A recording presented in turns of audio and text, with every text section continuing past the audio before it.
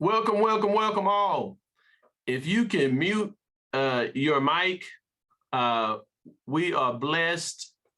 It is a plum-pleasing pleasure to have the Reverend Anthony Justin Motter in the 21st century Rogers with us today. And we are blessed. He has done apologetic work. He's all over YouTube. He's worked with David Wood, who's also a huge apologist. And if you've listened to Pastor Rogers speak, you know that you are in the presence of giftedness, of brilliance, of passion for the Lord. And it's just, it's amazing. And then when you hear his testimony, that just it's like you didn't grow up a child prodigy studying in some monastery. So we are here with Pastor Roger. He's graced us. We also have the director of Reasonable Faith, Ron Woodruff, is with us. I represent Reasonable Faith Dallas, and we have several other people on the line who are listening. And we're going to turn it right over to Pastor Rogers. He's going to present tonight on Christ in the Old Testament, or whatever he wants to title it. But that'll be the subject matter. And I'm going to put myself on mute. And Pastor Rogers, you have the mic. All right. Thank you so much. It's great to be with all of you. I haven't thought a whole lot about the specifics of what I'm going to say tonight, but it's a topic I love, a topic I talk about a lot, something I've written on, something I debate with non-Christians. In fact, really, it's marked the entirety of my Christian life, this particular subject, and not to the exclusion of other things. So I'm quite comfortable with this. But my background was mentioned. Now, I'm not going to go into my testimony here, but I do want to say at least this much, because it kind of gives you an idea of how I got into all of this and how I sort of discovered the importance of this, and just, why it continued to fuel my passion and all of these things. So I was born and raised in Southern California. I was raised in the context of gang life. And so fell in with gangs when I was young, and eventually landed in jail and prison when I was 18 years old. So that was back in 1993. So almost 30 years ago. I was released 2.5, 3 years after that. So I didn't stay in for very long. I was arrested for stealing a car.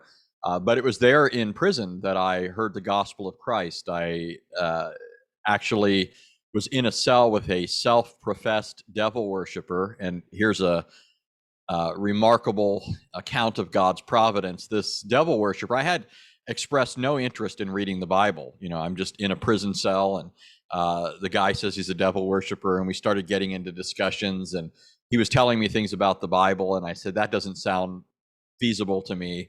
And he said, I'll tell you how to get a Bible. And he did, and I put in a kite, which is a way of requesting things, and I got a Bible. He couldn't show me what he was claiming, but now I had a Bible on my hands and a lot of time on my hands. So I started reading it just for entertainment, just to pass the time. While I read it, I came to a conviction of my sins. I was utterly terrified. I read of a God who had power over all things, and was wrathful toward sinners. He destroyed the world, spared only 8 people, and the rest of the story. In all of that, I didn't catch the good news. I didn't hear. And it's not any fault of the Bible. I was deaf and dumb to all of that. And, even though, I mentioned the story of Noah, God sparing Noah and his family, one of the things it says is Noah found grace in the eyes of the Lord. And yet I glossed right over that, just read right past it, and only heard about God deluging, the wicked. But eventually I heard a preacher. Paul says faith comes by hearing, hearing by the word of God. I heard a preacher, finally understood the gospel, repented, believed, and have never looked back. And that also just changed my entire I mean, everything. It just changed everything. Prior to that, I had read 2 books in my life, and now I'm surrounded by a personal library of 5,000 books. I have had no greater interest than putting my money in that direction. I don't have any other. There's nothing wrong with having hobbies and other things. This is just the only thing I've really had any interest in spending my money on. And but the reason I bring all of that up is because I was reading the Bible and had very little interaction with Christians from the outside. I did have some involvement, like I mentioned. I heard the gospel from a Christian minister, but I was spending a lot of time just reading my Bible, and I was surrounded in the prison by various groups. I came into contact with groups that I have not heard about since being in prison. I mean, there was everything under the sun in the prison. The normal stuff you'd expect, Muslims, the Nation of Islam, Jehovah's Witnesses, Mormons, all of that, but then Eckankar and just a variety of things. Like I said, I haven't heard about since leaving there. But it was in that context that I kept hearing people speak against the Trinity and the deity of Christ. And I'm just a guy in his cell reading his Bible, and I'm looking and thinking, what are these people talking about? I see the Trinity all over the Bible. I see the deity of Christ all over the Bible. And sure, I didn't see everything at once, but more and more as I'm reading it, things are jumping off the page at me. And I even talked with, there was a Jewish guy. He was actually agnostic, but raised Jewish, that I would interact with. And he would talk to me about his upbringing, his knowledge of Judaism, Jewish customs. And I always found these discussions fascinating. And I'll give you one example of a discussion so you'll see why it was so fascinating to me. At one point, he was explaining to me how Jews practice a Seder service. Remember, this guy doesn't believe any of this, but he grew up with it. And, I read the Old Testament, and some of the things I'm hearing explained in words, but not necessarily getting a visual. I'm not a very visual person. I remember my wife and her sister talking about a dress one time, and within like 2 sentences, her sister was like, yeah, I know what you're talking about. And I'm over there thinking, I've got no mental picture of this at all. Well, so anyways, this guy, though, he's describing to me how they practice this Seder service. And as he's doing this, I was just mind blown. And part of what he was explaining was, and maybe you've all heard this, but he said, one of the things we do is we take 3 meals of bread made without yeast, and then we take the middle one, we break it, we wrap it up in a napkin, we hide it away, and then the children go and find it and then come back rejoicing, saying, we found it. And I'm hearing this, and I'm amazed by it. And I said, what does that mean? Right? What does that mean to you? And he said to me, oh, it's just something we do. And I was startled. I thought, that's something you do? I said, that's something I believe. I said, it sounds to me like you just described my very heartbeat. I mean, that's what I believe as a Christian. It's what I live for. In other words, the gospel, the persons of the Godhead, the second person being taken, broken, wrapped in burial cloths, laid in a tomb, later found by the women followers of Christ, come back to the disciples saying, we found, the Lord is risen, all of that. And there's something remarkable about this when you press into it a little further. There's nothing about this practice in the Old Testament itself. This is something that develops in Judaism. And I'm not saying it had no moorings in the Old Testament. It's just, it's kind of like, and don't take me for a geek here, I just remember hearing this before, but I heard that the creation of Superman, the comic book character, was actually the creation of 2 Jewish guys. And where they got their idea for this was they said, let's take a bunch of features from Old Testament characters and combine them and make this one grand character. And that's where they get Superman. So it's interesting when you look at the whole Superman idea, that he's the son of Jor-El, right? El is the word for God. So he's the son of El, right? He has, he's sent to this world. If you look at some of the movies, they've got these interesting things. There's one of the versions of this has Superman at one point sort of renewing his strength, going up into the sky. and sort of getting energy from the sun, absorbing its rays. And then he hears the words of his father, Jor-El, saying, they can be a good people if they want to be, Kal-El. They just need somebody to show them the way. And therefore I've sent them you, my only son. Right. And then in one of the versions, you have Superman being stabbed in the side by Lex Luthor with a kryptonite dagger, and apparently dying, but then somebody removes the dagger and he eventually revives. But my point in bringing that up was not to get off into some comic book thing, but just to say it's very interesting to me that here's these Jewish people just trying to come up with this fantastic character, and they end up coming up with a story from the Old Testament that looks a lot, there's some analogies there to Christianity. Well, you have something even more like that in something like the Seder service or other aspects of Judaism. And that sort of thing just is found all over the place in Judaism. And so this is the sort of stuff that I'm hearing when I'm talking to this guy, and I'm reading the Bible, and then I'm hearing all these people say the Trinity's not in the Bible. And of course, I'm hearing the Trinity was made up at Nicaea. And that was easy to dismiss. I see it clearly in the New Testament. And I didn't have access to the writings of the early fathers to debunk the idea that it was taught by the fathers prior to Nicaea. Now I have the fathers, have gone through the fathers, pored over the fathers, can tell you without equivocation it's in the fathers. But the other thing that I was struck with is it's not just in the New Testament, it's in the Old. And I'm seeing this in the Old Testament simultaneously with seeing in the New Testament that this is an assumption of the New Testament writers, right? So even before I get into the Old Testament, one of the things that's interesting, and later I would read people like B.B. Warfield who would express this in a certain way that I like, but I saw this idea before, but he gave me some of the language to articulate this. But one of the things that Warfield mentioned, and he was a famous theologian at Princeton University or seminary back when it was still a bastion of Christian orthodoxy, but he says one of the things that's striking is how easily this belief in Christ's deity becomes part and parcel of the conviction of the apostles and the early Christians.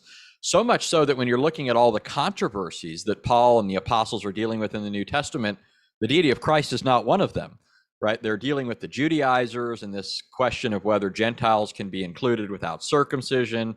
There's all this sort of thing going on, but there's not a debate about the deity of Christ or other things swirling about this question of the Trinity. In fact, Paul takes the deity of Christ as a given in order to argue for other things. And so as an example, you have Paul in Philippians 2. Remember in Philippians 2, Paul is exhorting the Philippians to esteem each others as greater than themselves, even though they are alike human beings, image bearers, and may even have some priority in terms of their status or what have you.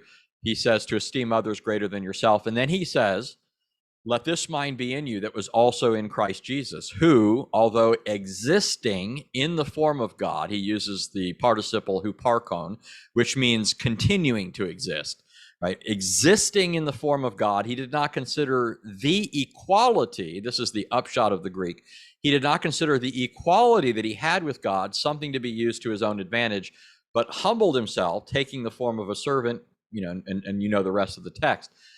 But so it's interesting here. Paul is making a very strong statement about Christ's deity, but not to argue for it. He's assuming it and arguing from it, right? This is the foundation for Paul's exhortation to esteeming others greater than yourself. Look at the example of Christ, equal to the Father, and yet humbled himself and did so for our sake, was exalted to the Father's right hand in our nature. There he represents us. We're all going to bow to him. And so, this struck me, and I kept seeing this all across the New Testament. And I could give numerous examples of this. And by the way, I should also throw in here another interesting fact. It's certainly the case, and maybe you're already thinking this, that Jesus receives pushback from the religious leaders in the Gospels. But the pushback is not to this notion of a second or even a third person in the Godhead. The pushback is that he's God, right? There's a distinct difference there. And so, for example, think of the high priest question to Jesus in Mark 14. The high priest said to Jesus, "Are you the Christ, the Son of the living God?" Or the Son of the Blessed One is how he puts it, actually. He uses a euphemism. And Jesus said, "I am, and you'll see the Son of Man seated at the right hand of power and coming on the clouds of heaven." Notice that the high priest doesn't say, "Do you believe that God has a son?" That's not his question.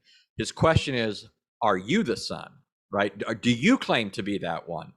So there's not that question per se. And even if there were different Jewish factions. So even that wouldn't be problematic. There are different Jewish groups. There are even Jewish groups that don't believe that man has a soul, that man exists after death, right? So just because one Jew, let's say, is questioning the existence of a distinct person wouldn't disprove that there is this concept, at least in first century Judaism. But in any case, the high priest doesn't seem to be part of that whole thing. He seems to be assuming the notion of a divine son. And he considers it blasphemy when Jesus says that he is that one. And so, that sort of thing continued to strike me. And but anyway, so as you go through the New Testament, you don't just have the apostles assuming already from the get-go that this is who Jesus is, and not having to really argue for this, not even against these Judaizers and others who are rising up in the church and complaining about these distinct things that Christianity introduces, which even there, this is anticipated in the Old Testament, right? The inclusion of the Gentiles. But even with that, right, they're pushing back against this, but they're not pushing back against Christ's inclusion in the Godhead. So, but there's not only that, there's also the fact that when the New Testament writers will speak of Christ's deity, they point to the Old Testament, right? They actually think they can demonstrate it on the basis of the Old Testament. Think of Hebrews chapter 1. In Hebrews chapter 1, when the author of Hebrews is, and I mean, the whole point of the book is that there are Jews, Hebrews, that's why it's called Hebrews, who are being tempted to go back to Judaism. And the assumption of the whole book, by the way, is that the temple's still standing.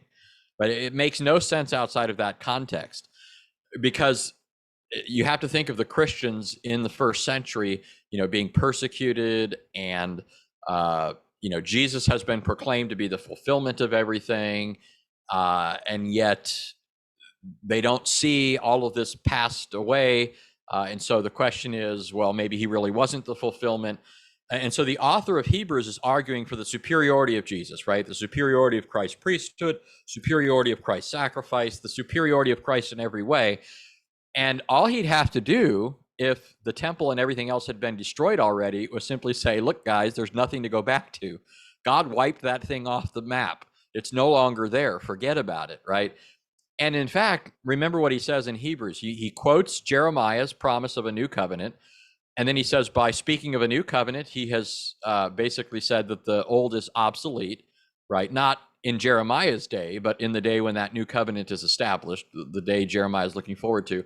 And then the author ends chapter 8 this way, verse 13. He says, what has been rendered obsolete is about to disappear. He's talking about the old covenant, the temple, its ministrations, the priesthood, the sacrifices. If all that was already gone, he could just say it's already disappeared, but he says it's about to disappear. And so anyways, what the author of Hebrews is doing is he's saying, don't go back to that. Jesus is superior to those things. He's the substance of which those things are just shadows. And by the way, you get that language. I was talking with Sean earlier. You get that language in Philo and others about shadows and realities and so forth. But and in fact, it comes right out of the law. The author of Hebrews quotes the law, saying that that Moses received the instructions for the tabernacle. He received the pattern, a shadow, of what was to come.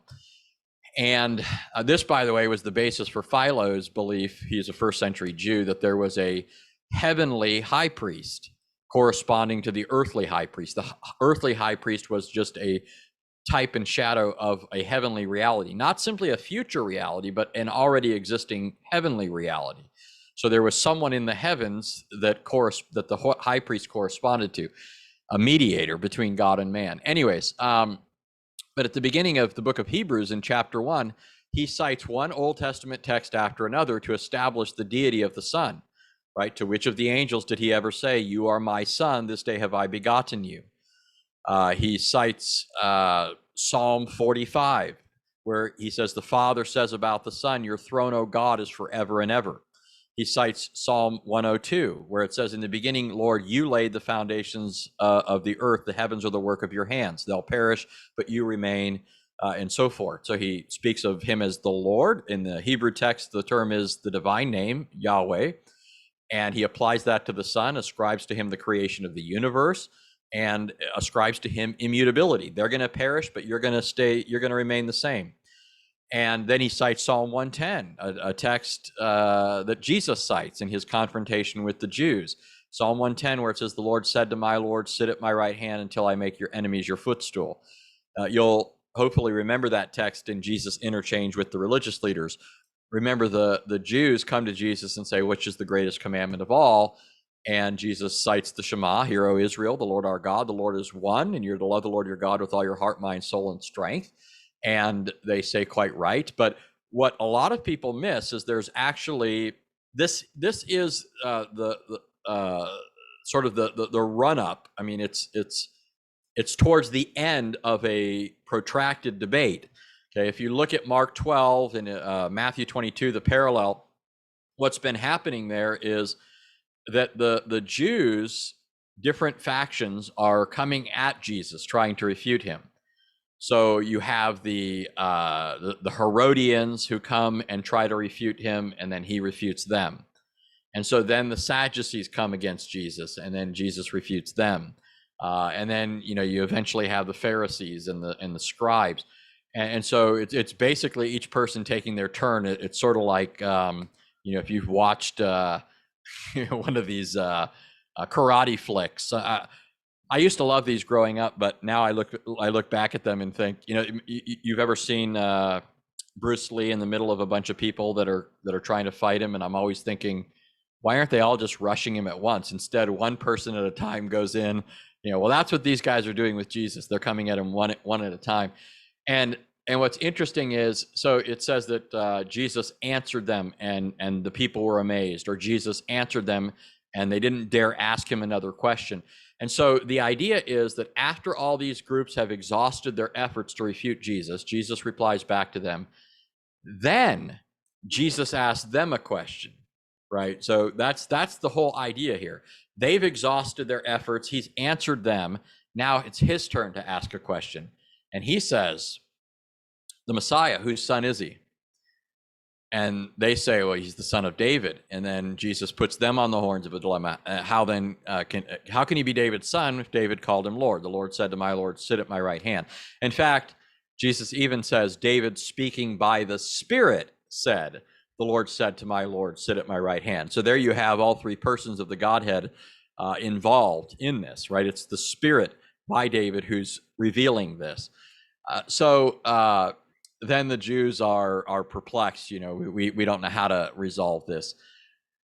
So I mean, it's just that sort of thing where I'm looking at all this and I'm thinking, the early Christians didn't stumble over this really.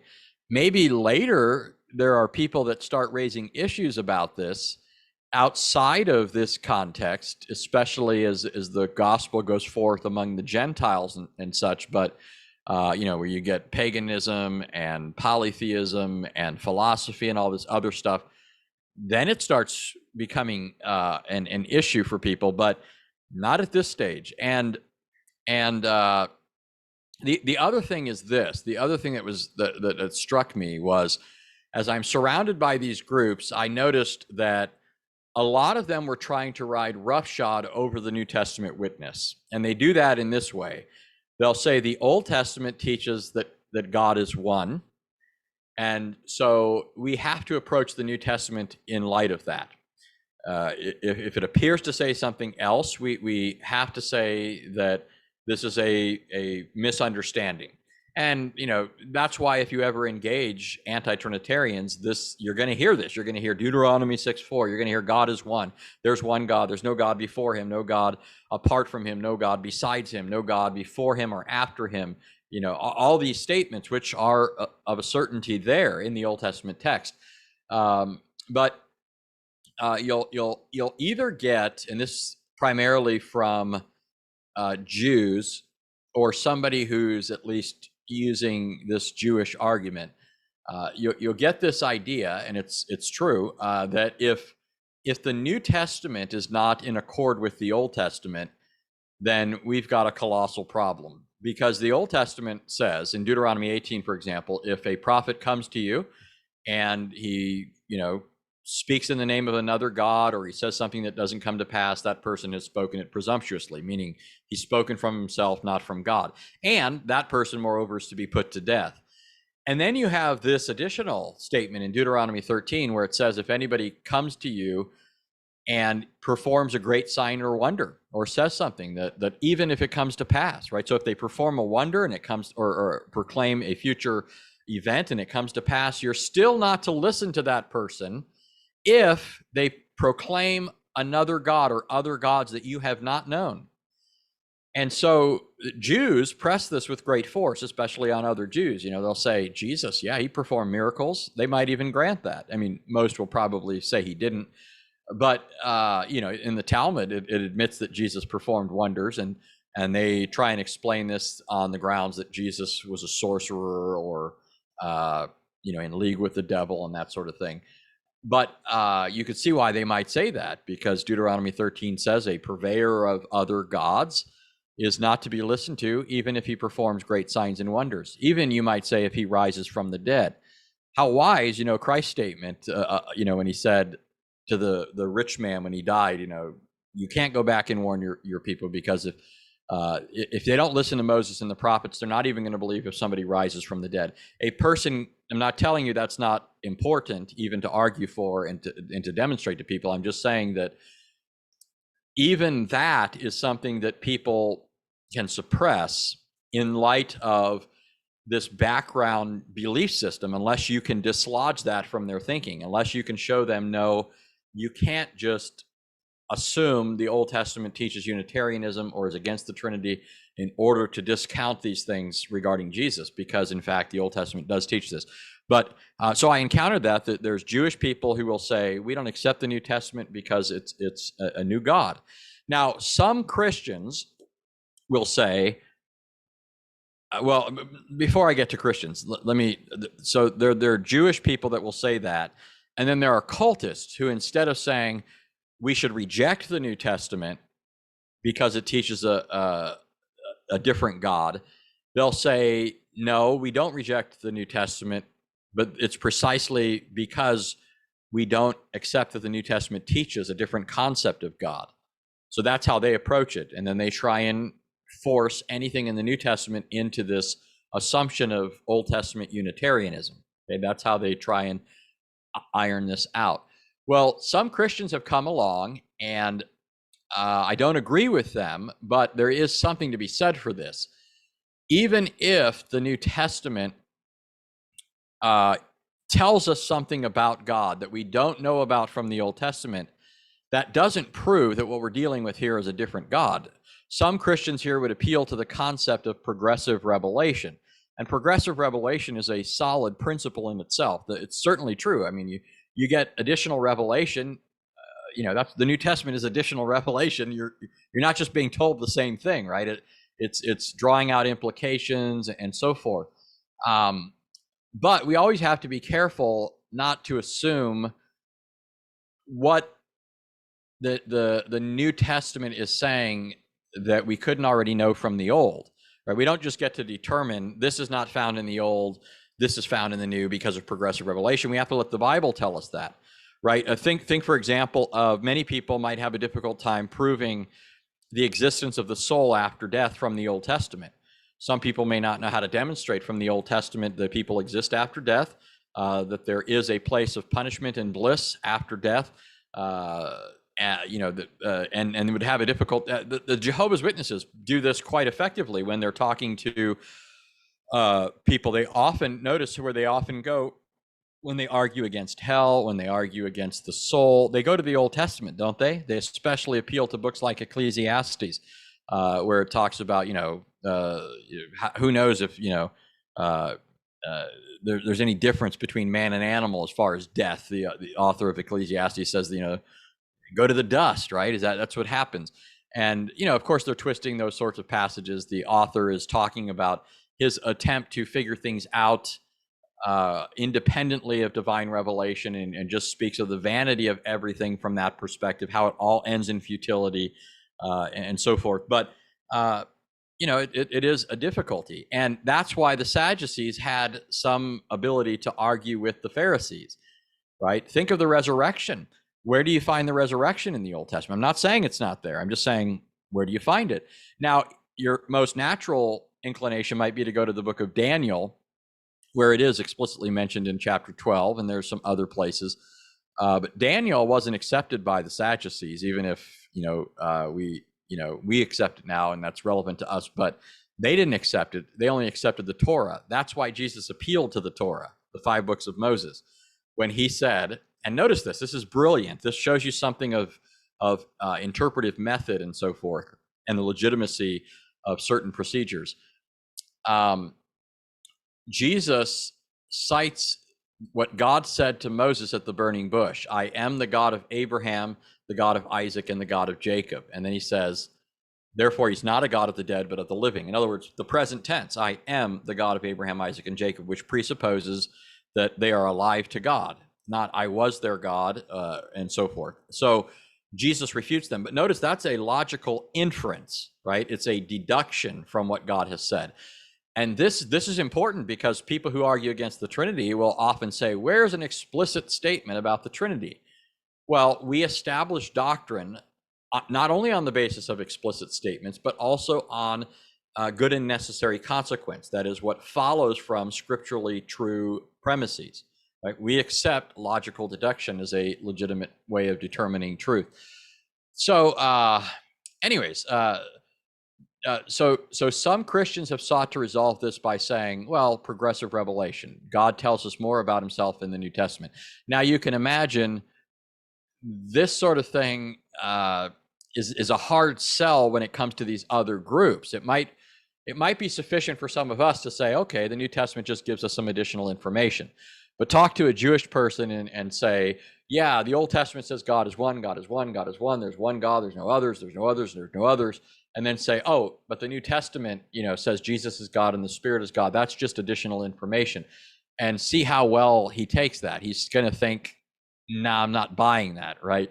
God has hammered this other notion into our heads. This looks like a departure from that. So there is problem with, at least practically, with appealing to this idea, even if it's not theoretically a problem. I mean, it's kind of like, if you think about it, it's kind of like the problem of evil. You've heard people say, really, there's not a logical problem of evil. We can resolve that sort of thing. But there is a psychological problem. And that's what a lot of non-Christians fall back on. There's this psychological problem. Well, not exactly the same. I'm just saying there's something like this here, even if you can prove that there's not this logical problem between the new telling us something about the Trinity and the old only telling us that there's one God. It's still, there's this thing, for Jews and for Unitarians, this just looks like something entirely new. I'm sorry, I'm not buying it. So, but go back to the points that I was making already, that the New Testament doesn't seem to take it that way, and even Jews in the first century don't seem to be having a problem with this. In fact, you see this, and I'm not going to go into this because it would take a lot of time, but you look at Second Temple literature and you see copious evidence that Jews believed in more than one divine person. It's not distinctive to the New Testament. This is found throughout Jewish literature. It's found in the Targums. It's found in intertestamental rabbinic literature.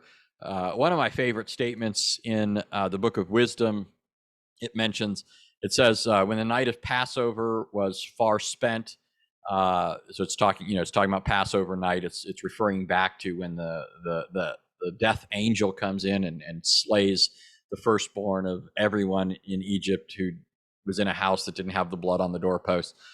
And but it says, when the night of Passover was half spent, or far spent, something along those lines. It says, your all-powerful word from heaven's royal throne bounded like a fierce warrior into the doomed land, and he bore the sharp sword of your inexorable decree. And then it says, his head still reached to heaven while he stood upon the earth. So here you have this picture of this fantastic being. More than that, he's called God's Word. He is an occupant of the divine throne. And in fact, he's called your all-powerful Word. And he's the one who comes into Egypt and executes God's judgment. This is in pre-Christian Jewish literature. It's not an invention of John or Justin Martyr, a later Christian, or anybody else. So that's just a taste. You've got this sort of thing all over the place.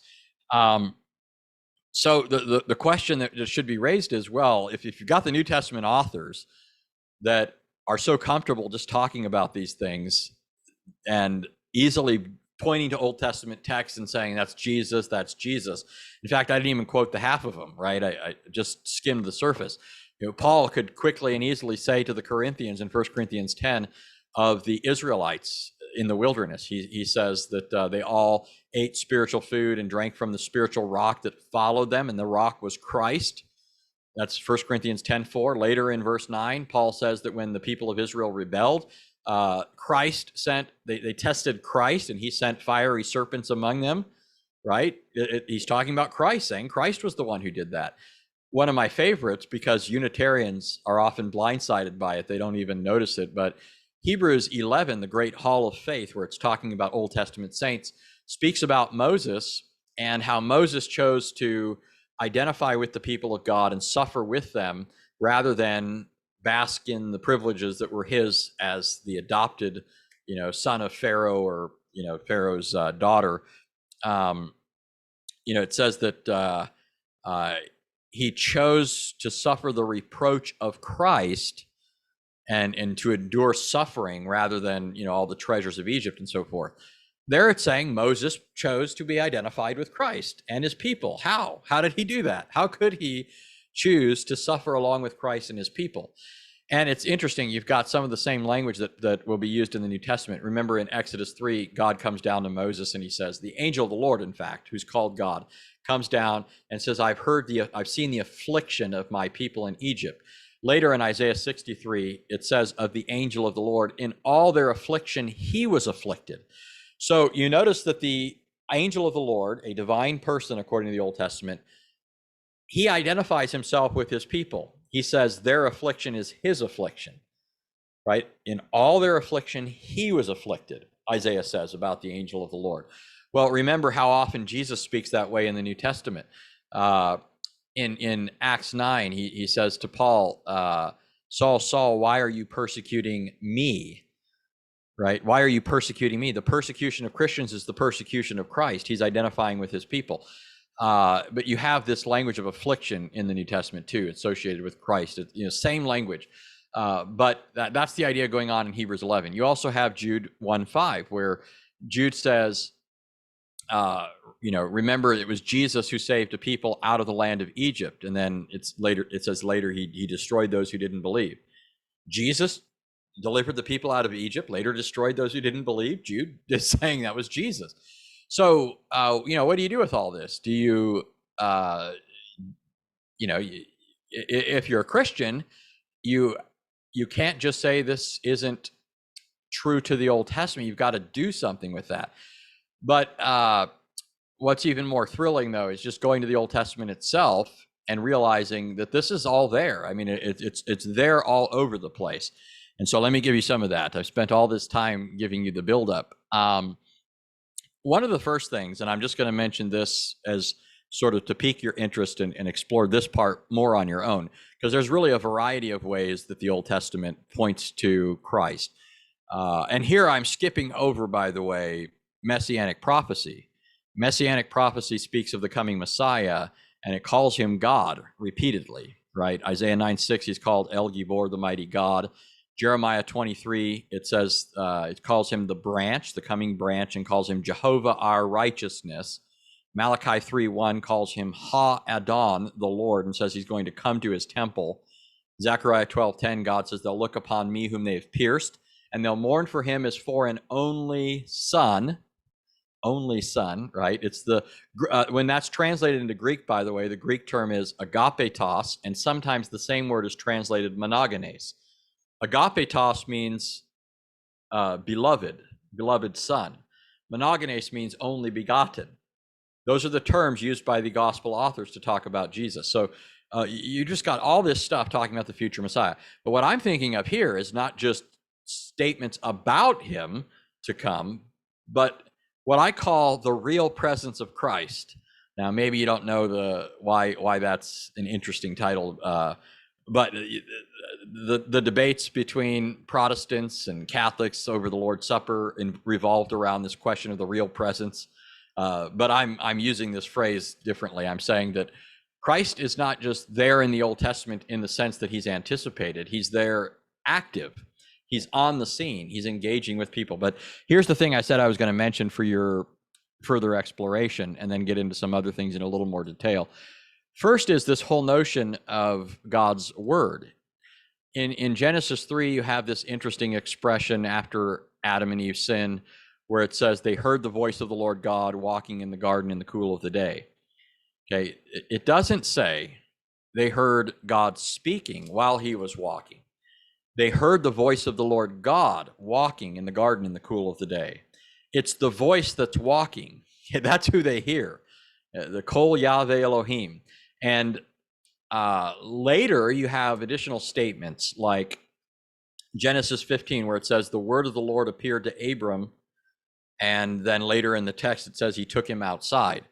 Notice it's not, and then it says, by the way, it says the word of the Lord appeared to Abraham or Abram and said to him. Okay, notice it's not the word that's said to Abraham. It's not the word that Abraham hears in the sense of there's this figure and what he hears is this figure's words. It's the word who appears. It's the word who speaks. It's the word who takes Abram outside. Right? You get that sort of thing throughout the Old Testament. And this becomes the basis for Jews to interpret Old Testament theophanies as appearances of God's word, because now some would explain the rationale, why they would want to do this for different reasons without getting into all that. The fact is that Jews come to use this expression to talk often about God appearing to people and interacting with people. And you've got these incredible, fantastic statements in the Targums where it says, the word of the Lord hears our prayers whenever we pray to him. There's even statements like in Deuteronomy 32, one of my favorites, God says, see now that I am, the literal Hebrew there, it's anihu. See now that I am, there's no God besides me. I put to death, I make alive, I've wounded, it's I who heal. There's no one who can deliver out of my hands. Okay. Well, first of all, think about this. So God calls himself I am there. I am. In Greek, when that's rendered into Greek, it's ego eimi, right? God says in that text, there's no one who can deliver out of my hands. Does that phrase sound at all familiar to you? It should, right? It's if you look at the Greek of Deuteronomy 32:39 and the Greek of Christ's statement in John 10, no Jew would have missed the parallel. Jesus says that I give my sheep eternal life, right? He says they're in my hand. Nobody can deliver them or snatch them out of my hand. And then he goes on to say the same thing about the Father, and then the Jews object and they want to kill him for claiming to be God, right? But you have this Old Testament text, Deuteronomy 32:39, and the Jews, when they paraphrase this in the Targum, they attribute this statement to the word, to the memra. And then here's how they put it. This is all the more fascinating. It says, when the word of the Lord shall appear in the future to redeem his people, he shall say to them, I am he who is and who was and who shall be. Now ask yourself this question. Where have you heard that statement before? You've heard that statement, he who is and who was and who is to come. It's used by John in the book of Revelation as a way of referring to God. You don't see that statement in the Old Testament. It's a Jewish paraphrase found in the Targums as a way of explaining the name I am, or the expression I am, right? So John is clearly familiar with the Targums. The I am statement is viewed as an expression of God's eternal self-existence, independence, and so forth. And John is the author in the New Testament who calls Jesus what? Right? It's him who, it's John who uses this as a special title for Jesus. Not that the other apostles didn't believe this. It's just they all had a distinctive ways of bringing out the identity of Christ. And so here's John, clearly familiar with the Targums, quoting that. Well, so this is among those things that you find in Jewish writings. And this comes from this Old Testament phenomena of repeatedly saying the word of the Lord appeared, the word of the Lord spoke. It says things throughout the prophets. Many of especially the minor prophets, the books will often start by saying the word of the Lord came to Hosea. The word of the Lord came to. This is how their prophetic career begins. The word of the Lord comes to them. And it's very easy for us to just sort of read into that. Oh, they're now hearing words from God. God came to them and he spoke and they heard his words. But the expression is not that. The expression is the word of the Lord came to them and said, right? Especially in Genesis 15. You also get it in the case of Samuel. You get it in other places. So there's that phenomena in the Old Testament. Then you have this other phenomena, which is much more ubiquitous, which is the angel of the Lord. The angel of the Lord is frequently mentioned. In fact, so frequently that you have to ask yourself the question, if the angel of the Lord is not a divine person, then, it's not so much a question, it's more of a problem. It's as if God has been upstaged. He's been upstaged by a created angel. And it's similar to a challenge I would make to Unitarians. Jesus in the New Testament occupies center stage. Jesus in the New Testament is worshipped. There's songs sung to him in the early church. Even in the New Testament, we see these things. And throughout Christian history, Christians pray to him. Prayers are found given to Christ in the New Testament. We're told that Jesus receives the worship that's given to the Father in Revelation 5:13. All creatures in heaven, on earth, and under the earth, and on the sea, they worship the Lamb, it says. So universal worship is given to him. And so if Christ is not God, you've got this issue that it's like he has usurped or taken God's place. He's upstaged God, in Christian practice, unless he is God. Unless he's one with the Father, unless worshiping him does not detract from the glory of the Father, right? Well, but in the Old Testament, the central figure repeatedly, and we read over this a lot. I've known Christians who are surprised when I show this to them and they think, I've read that a lot and I've not seen this, right? But think of the first recorded appearance of the angel of the Lord. The angel of the Lord appears to Hagar in Genesis 16. Hagar has fled from Sarai, her mistress, because they're having issues, right? She had relations with Abram. She has a son. Now she's exalting herself over Sarai. Sarai is miffed about this. Who knew that was going to go bad? Sleep with my husband and we'll all be happy with this situation. No, that didn't work out. And we're still dealing with that problem to this day, aren't we? We're told that Ishmael would be a wild donkey of a man. His hands would be against every man, right? He was not portrayed as a particularly amicable figure, but hostile, at odds with all of his brothers and kinsmen and neighbors and all of that. Anyways, Genesis 16, it says, the angel of the Lord appeared to Hagar. In fact, let me pull up the text because I want you to notice something. And this is also an encouragement just to think, to really, let me change versions here because it pulled up.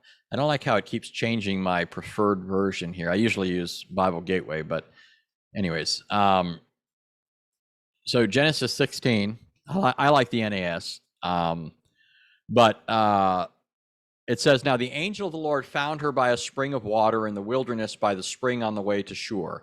he said, Hagar, Sarai's maid, where have you come from and where are you going? And she said, I'm fleeing from the presence of my mistress Sarai. Then the angel of the Lord said to her, return to your mistress and submit yourself to her authority. Moreover, the angel of the Lord said to her, I will greatly multiply your descendants so that there'll be too many to count.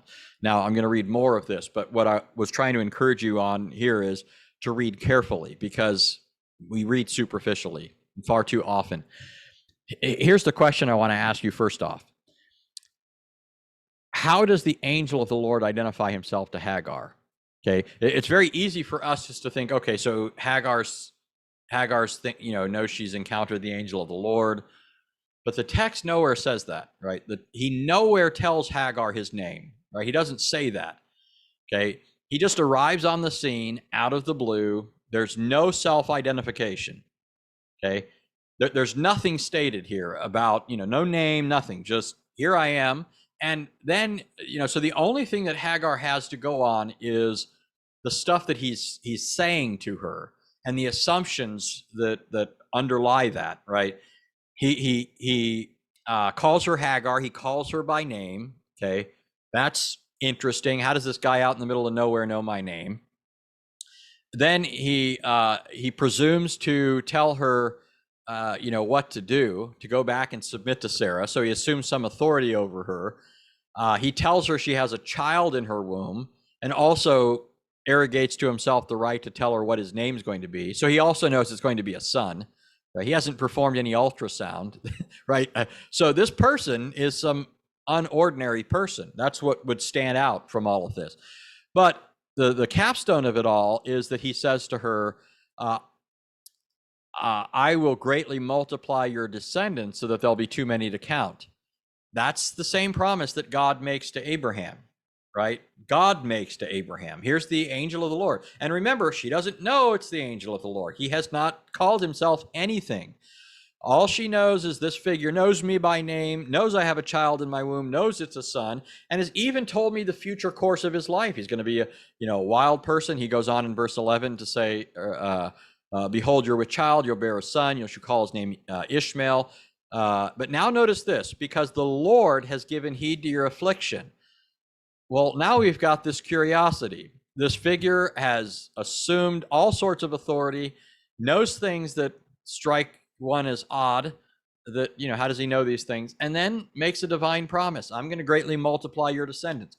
But now he talks about God in the third person. So is he God or somebody else? He says what God can say, God alone can say, but then he talks about God. So, is he somebody who comes from God, somebody who is with God, or is he God? And you might not have caught my little allusion there to John 1:1, where John says, in the beginning was the Word, and the Word was with God, and the Word was God, right? John has no problem thinking these two things go together. Well, here we have in Genesis 16 this figure who is somehow assumes divine prerogatives, makes divine promises, and yet talks about the Lord. Now, here's the $1 million question. He didn't tell her who he is, but how does she identify him? Look at verse 13. Verse 13 says, then she called the name of the Lord who spoke to her, you are a God who sees me. Okay, so she calls him God. Now, I've had Jewish people say, oh, that's just because Hagar was sort of overwhelmed by this and rashly called him God, but she was wrong, right? But notice there's a critical flaw here. It's not just Hagar who identifies him as a divine person, but Moses. Okay, remember I said to read carefully. You're thinking, where's Moses in this account? Moses is the author of the account, right? Notice before he quotes her, he says, then she called the name of the Lord who spoke to her. Then he quotes Hagar, you are a God who sees me. So Moses calls him Lord. That's the Hebrew name for God, Jehovah, right? So Moses said, she gave this name to the Lord who spoke to her. You're the God who sees me. Now, maybe you're sort of puzzled because he's called the angel of the Lord here, even if he doesn't tell Hagar that's who he is. And you're thinking an angel's a creature, right? Well, not in Hebrew, not necessarily. Well, the term angel doesn't communicate anything about the kind of being I mean, it at least you could say it communicates. Well, no, it doesn't even communicate that. Well, what I was going to say is you might say it at least communicates or assumes whenever it's used that it's talking about a rational being. But even that's not necessarily true. The term malach is sometimes used for the wind. The winds are called God's messengers. Plagues and things like that are called God's messengers, right? So it's not necessarily a reference to heavenly hosts. It can be, but it's also used for men, right? In Genesis 32, we're told, you have this actually fascinating thing in Hebrew. Our English translations obscure it. But in Hebrew, it talks about Jacob sending, or first of all, it says, he sends his family ahead of him. He's about to meet Esau after many years. Esau was angry with him the last time he saw him, right? He's going back. He doesn't know how he's going to be received. And then we're told that there were angels that attended upon him. And therefore, he named it Mahanaim, which means two camps, because he says this is the camp of God. If there are angels here, then God must be present, right? And it's also on that occasion, remember, he wrestles with a man, and he calls the place Peniel because he saw God face to face. Peniel means the face of God. Well,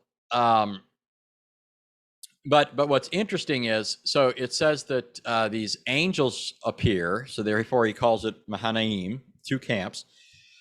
But then it says that he sent messengers ahead of him to Esau. He sent a company of people ahead to sort of pacify Esau or find out if he's angry, right? Send him with gifts and stuff like that. That way, if Esau attacks them, then he has advanced notice to flee, right?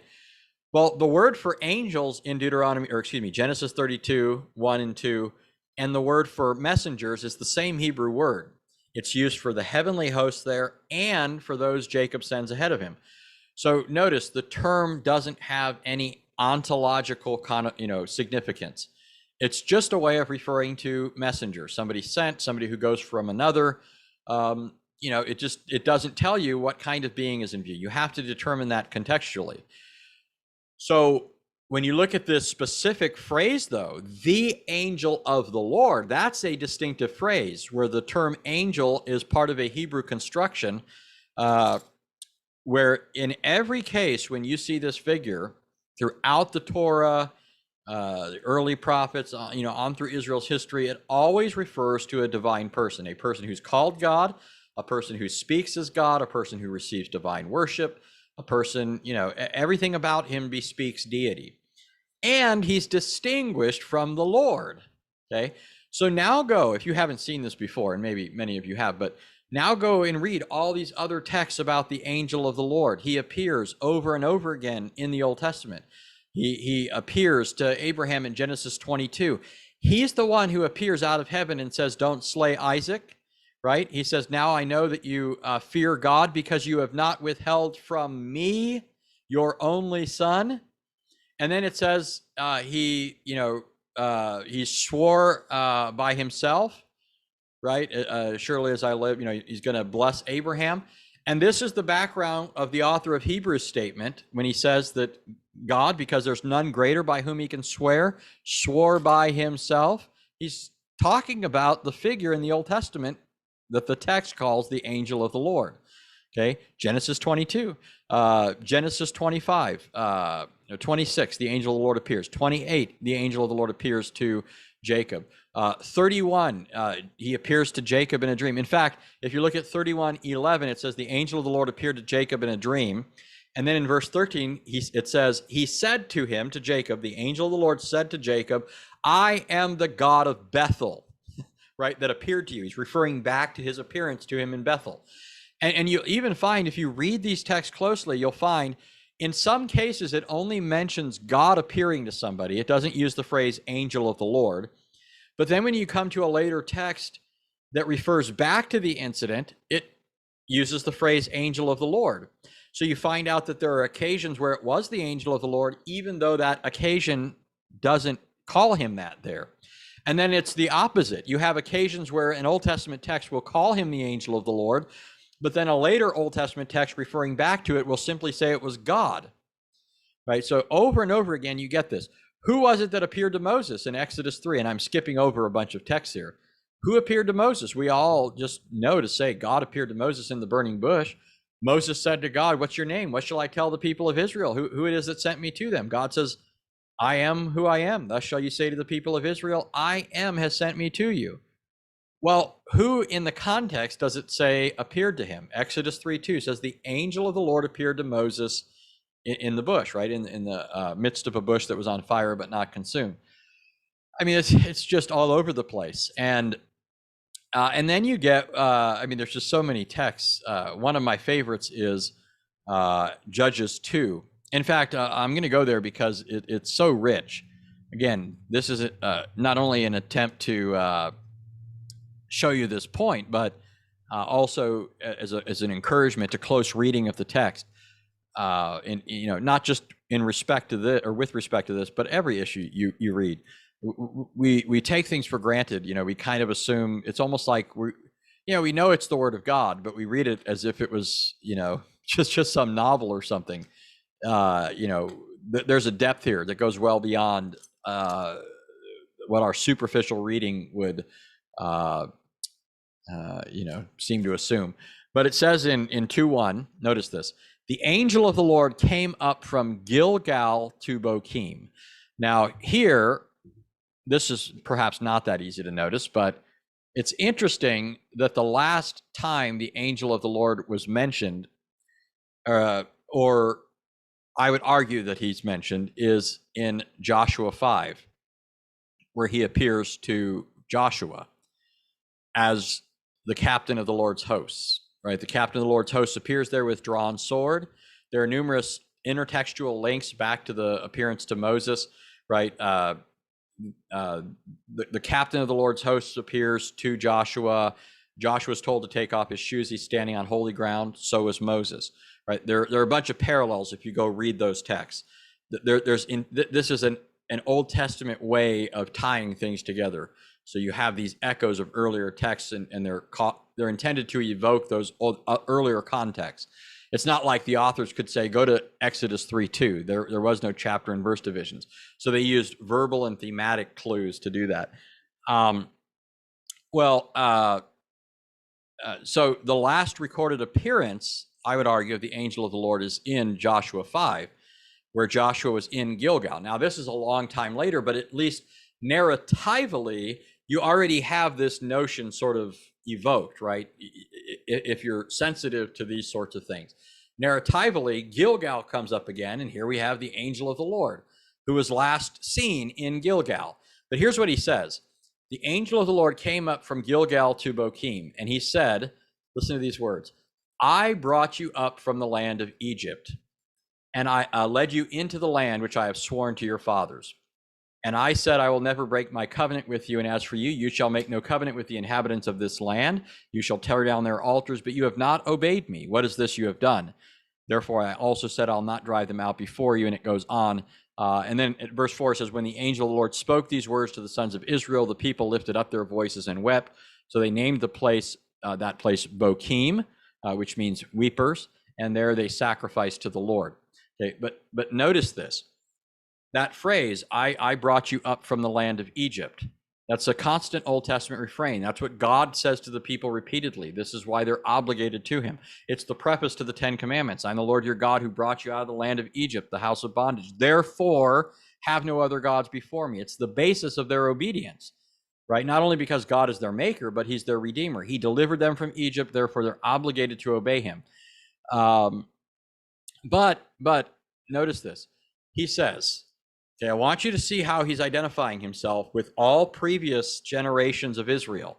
He's identifying himself as the God of their fathers, even the God of the patriarchs. Notice, again, it's profound.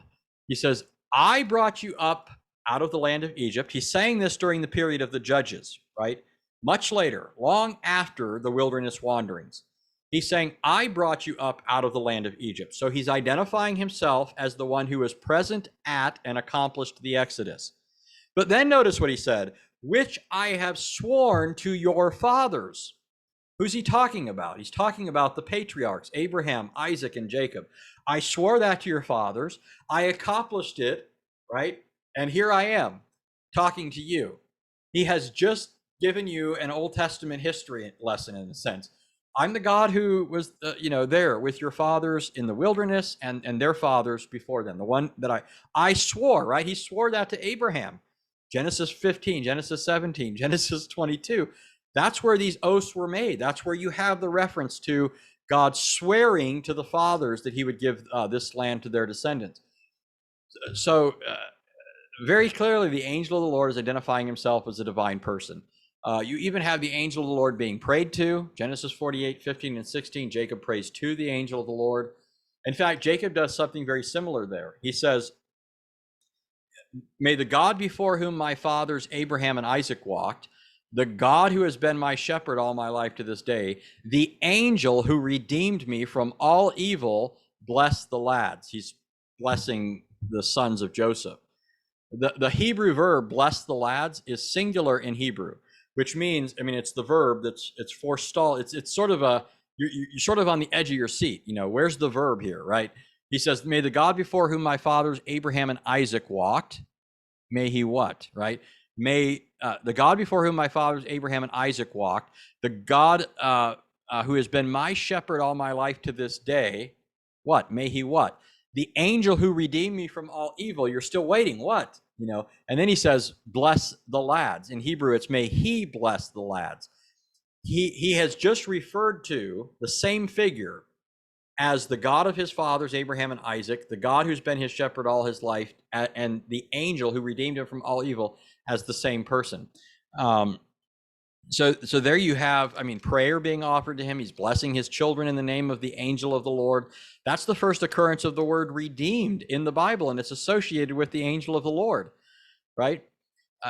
So there's just so much stuff in the Old Testament. Now, you might be asking yourself, how do we know this figure is Jesus? Well, it already goes a huge way to paving the way for Christianity, right? We whatever else we might want to say or could say, we have this much. There's another divine person in the Old Testament. He's there. He's all over the place.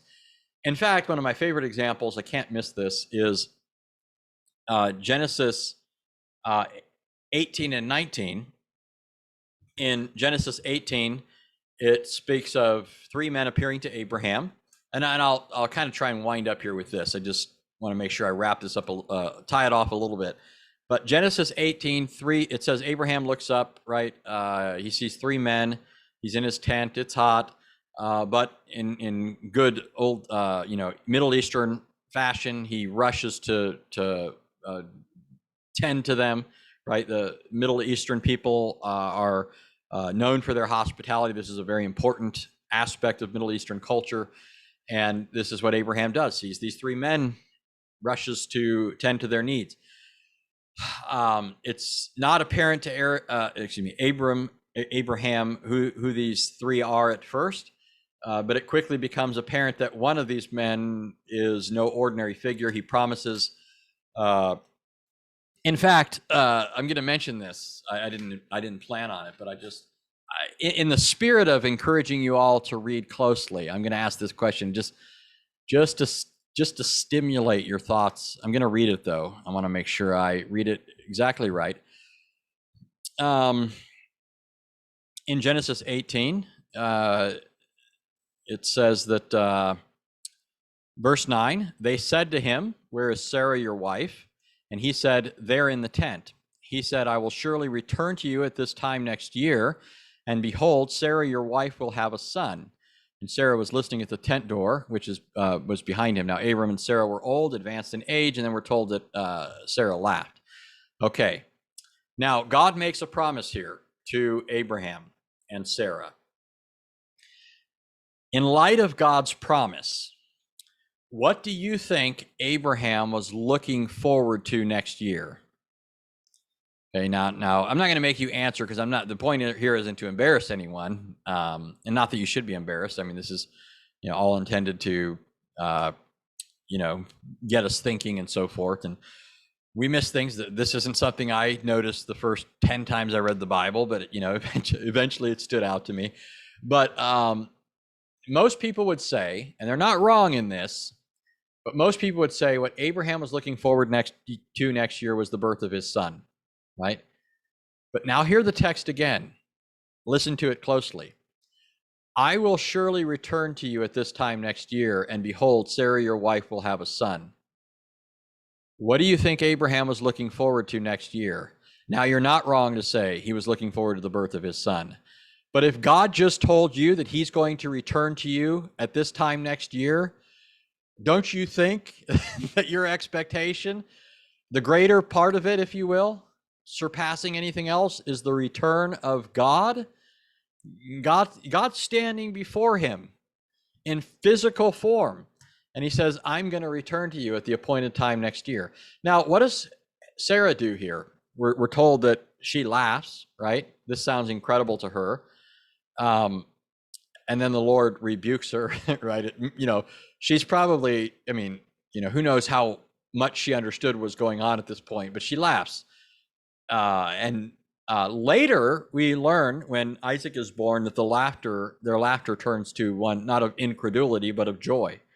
In fact, they name Isaac Laughter to express the joy that they have at the birth of Isaac. So you might say they rejoiced at that time, but they're looking forward to that time when God would return, and his return would coincide with the birth of a son. Well, isn't it interesting? The reason I am saying some of this is because as I'm talking, I wanted to go in one direction. I am going to go there, but so many things just pop out. There's so many threads here. I can't miss this one. In John chapter 8, Jesus is arguing with the religious leaders, right? There's this long debate that they're engaged in. And one of the things that comes up over and over again is their true paternity and Christ's identity, right? In other words, who their father is.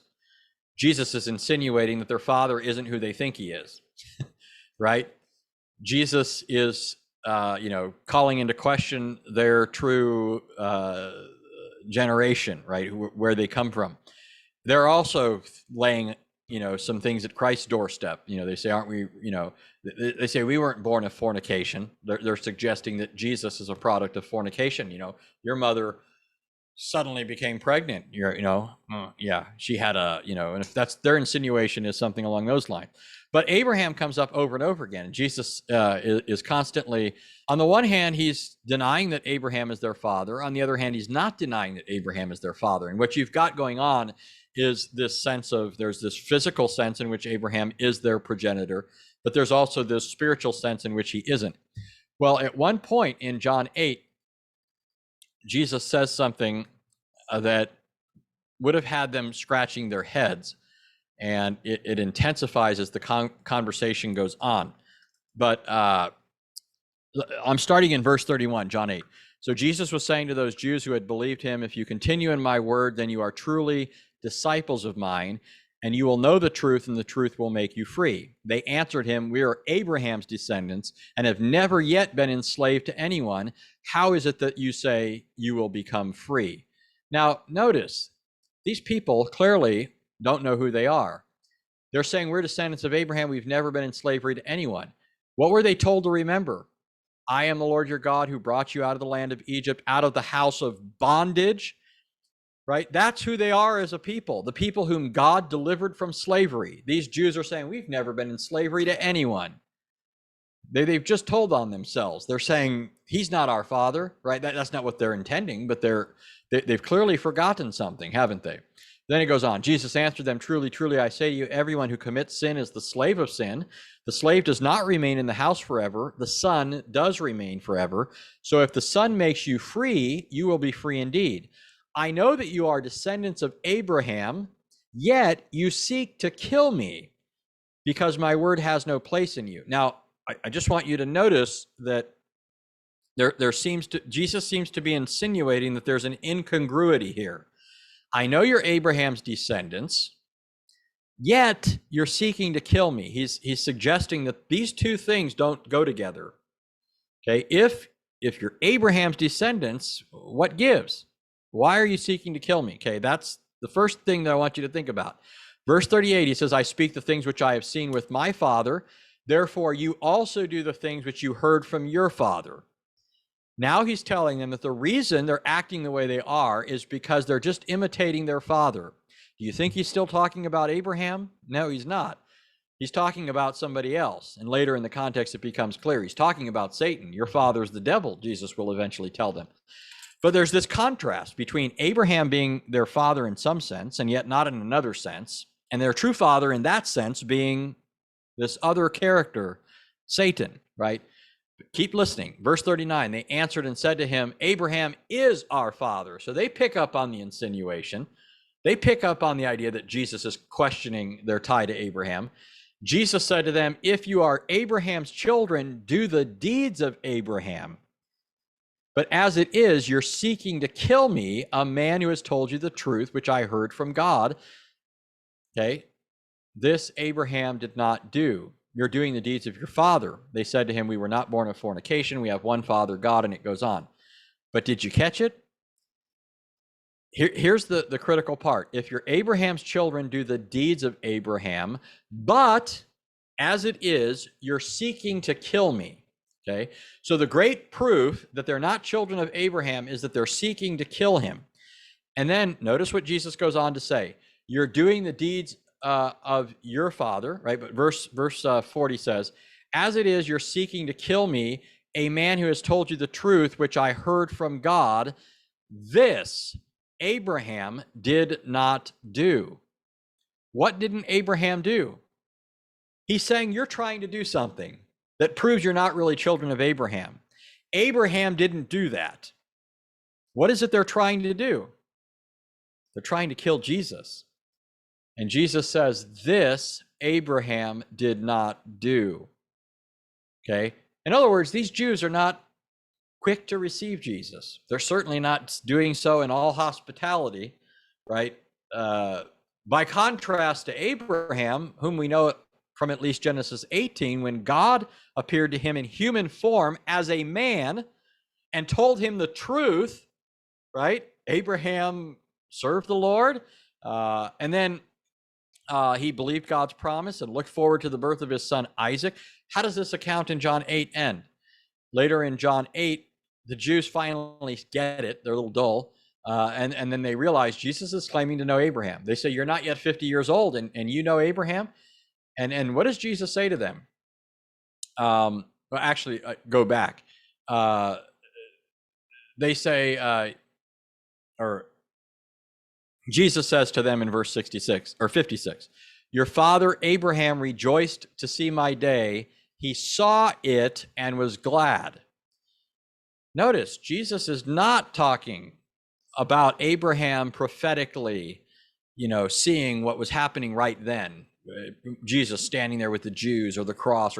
He's talking about some past occasion. Your father Abraham rejoiced to see my day. He looked forward with joy to my day. He saw it and was glad. That day came and went. Abraham saw it. The day happened. And Abraham rejoiced. And then Jesus said, truly, truly, I say to you, before Abraham became, I am. That's the literal Greek. Before he became, I am. Jesus, I submit to you, is identifying himself as the one who appeared to Abraham. There's more that could be said here. Here's why it gets interesting, or here's where it gets all the more interesting. It's God who appears to Abraham in Genesis 18. The text is clear. Later in the text, he tells Abraham that he's going down into Sodom to see if it's guilty of the outcry that has ascended to heaven. And two angels go on ahead of him, but then eventually the Lord departs from Abraham too. But remember, God told Abraham he's going down into Sodom. He's going to be there on the scene. And so when you get to Genesis 19 and you read this, you should be asking yourself, what's going on here?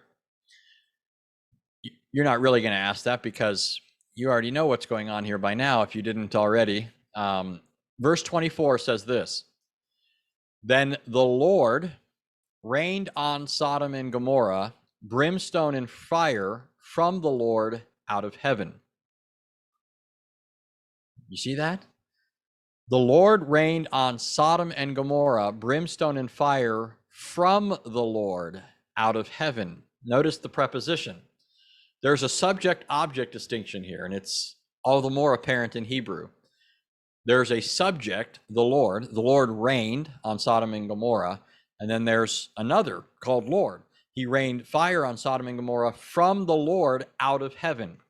Now, if I were to ask you, if you were reading the Jewish Targums, which are these ancient paraphrases of the Jews, not Christian products, they're not made by Christians, the Jews needed a way to speak of these figures that are both called by the divine name and somehow distinguish them, using some other cognomen, alternative term. What term do you think they used in the Targums? The term is memra, or word, right? The word of the Lord rained on Sodom and Gomorrah, brimstone and fire from the Lord out of heaven. So, I mean, I haven't even, come close to looking at everything, but I hope you can see from this. Oh, what I wanted to do before I forget is make a connection to Jesus. You may recall on 2 occasions people asked the angel of the Lord his name. In Genesis, Jacob asked the man that's wrestling with him, "What is your name?" And the angel of the Lord says, "Why do you ask my name?" Right? Later in Judges 13, Manoah, the father of Samson, asked the angel of the Lord his name. But there he adds a statement to it. The angel of the Lord in his reply says, "Why do you ask my name? It is wonderful." And that word, can mean, and in some translations is rendered beyond comprehension. But the word is used exclusively for God in the Old Testament. It's only used for God. God alone is wonderful. God alone performs wonders. It's an exclusive, we use the word wonderful in English way too loosely by Old Testament standards. You might say this was a wonderful cheeseburger. No Hebrew would speak like that. God alone is wonderful, right? And so here's the angel of the Lord. "Why do you ask my name? It is wonderful." Now think about Isaiah 9:6. When it talks, there's a prophecy about Jesus, right? "Unto us a child is born, unto us a son is given.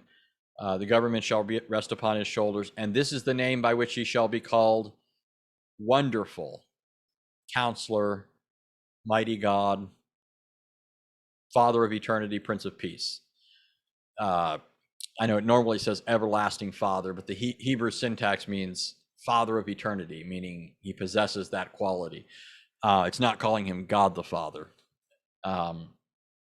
But there he's called Wonderful. Now, interestingly, the Jews, this isn't lost on the Jews. If you look at the Septuagint, you know what it says here? It recognizing that this is the son that's going to be given is called the Mighty God, so it's a divine person, but he's also called Wonderful. They recognize that as a divine title, a title used for the angel of the Lord. The Septuagint translates that and says, "This is the name by which he shall be called, the angel of great counsel," right? The angel of great counsel. Wonderful, Counselor, you can see how they would arrive at that. So this is part of the case for not only identifying the Christ in the Old Testament teaching a plurality of persons, and I've only focused on one other person, the Son. It also mentions the Spirit, right? Over and over again in the Old Testament, the Spirit is mentioned. And his personhood, by the way. That's a topic for another time. But you also have the connection between that figure and the Lord Jesus. One other thing I'll say about this for you to think about is the Old Testament, it says, is a schoolmaster to lead us to Christ. Non-Christians, Jews, Muslims, anti-Trinitarians, not only object to the whole idea of a second divine person in the Godhead, they also object to the idea that God could become incarnate. Notice how wonderfully the Old Testament anticipates these objections and serves as a pedagogue, like Paul says, to lead us to Christ. Paul says the law is a schoolmaster, a pedagogue to lead us to Christ. Here you have an Old Testament figure distinguished from the Lord and also identified as Lord. And what is he doing? As if he has no problem with this, At every turn, he's appearing in a physical form, not because he's become incarnate yet. That's not until the womb of Mary, but he is showing by these palpable demonstrations that this is not something beneath him. It's not beyond his power to do. And it's not beneath his dignity, his majesty. Muslims like to say, oh, it's beneath God to do that sort of thing. Well, tell that to Abraham, who, rushed to clean his feet. All right, so I'll conclude with that and open it up or for whatever Sean wants to do here. All right. We're going to open up the floor to any questions. Looks kind of like he froze.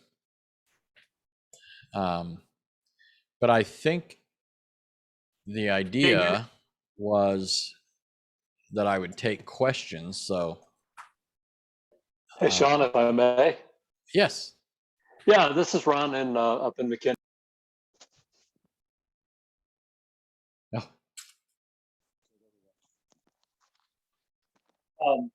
First of all, thank you so much for doing this, and you have a great gift for communication.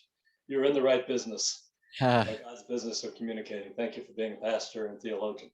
Hey, I missed a little bit because I had a critical phone call with a sick friend. Did you mention Psalm 35? And I wonder if you didn't. It appears that David is calling out to God as his salvation, but then calling on the angel of the Lord to drive out the enemies. Is that so in fact, you have Psalm 35 and hold on, I'm pulling up the other one here.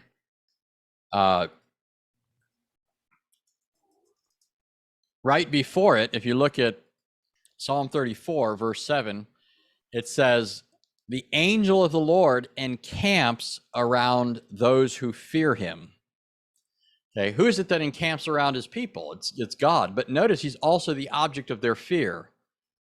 In an Old Testament context, you're to fear no one but God, and cursed is anyone who puts his trust in princes or who fears, men and so forth.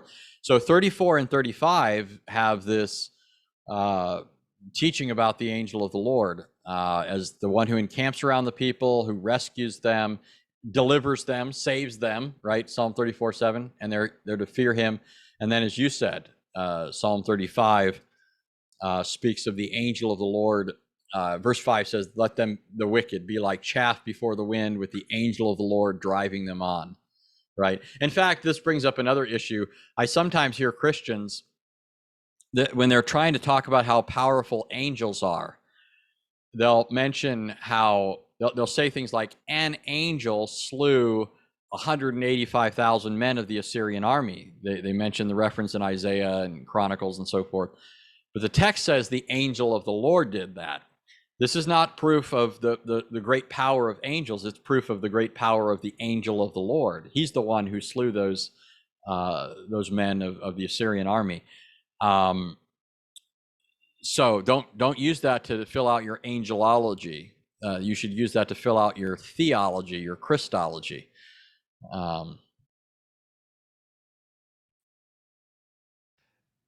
If I may, so this is playing devil's advocate primarily because I deal a lot with cults.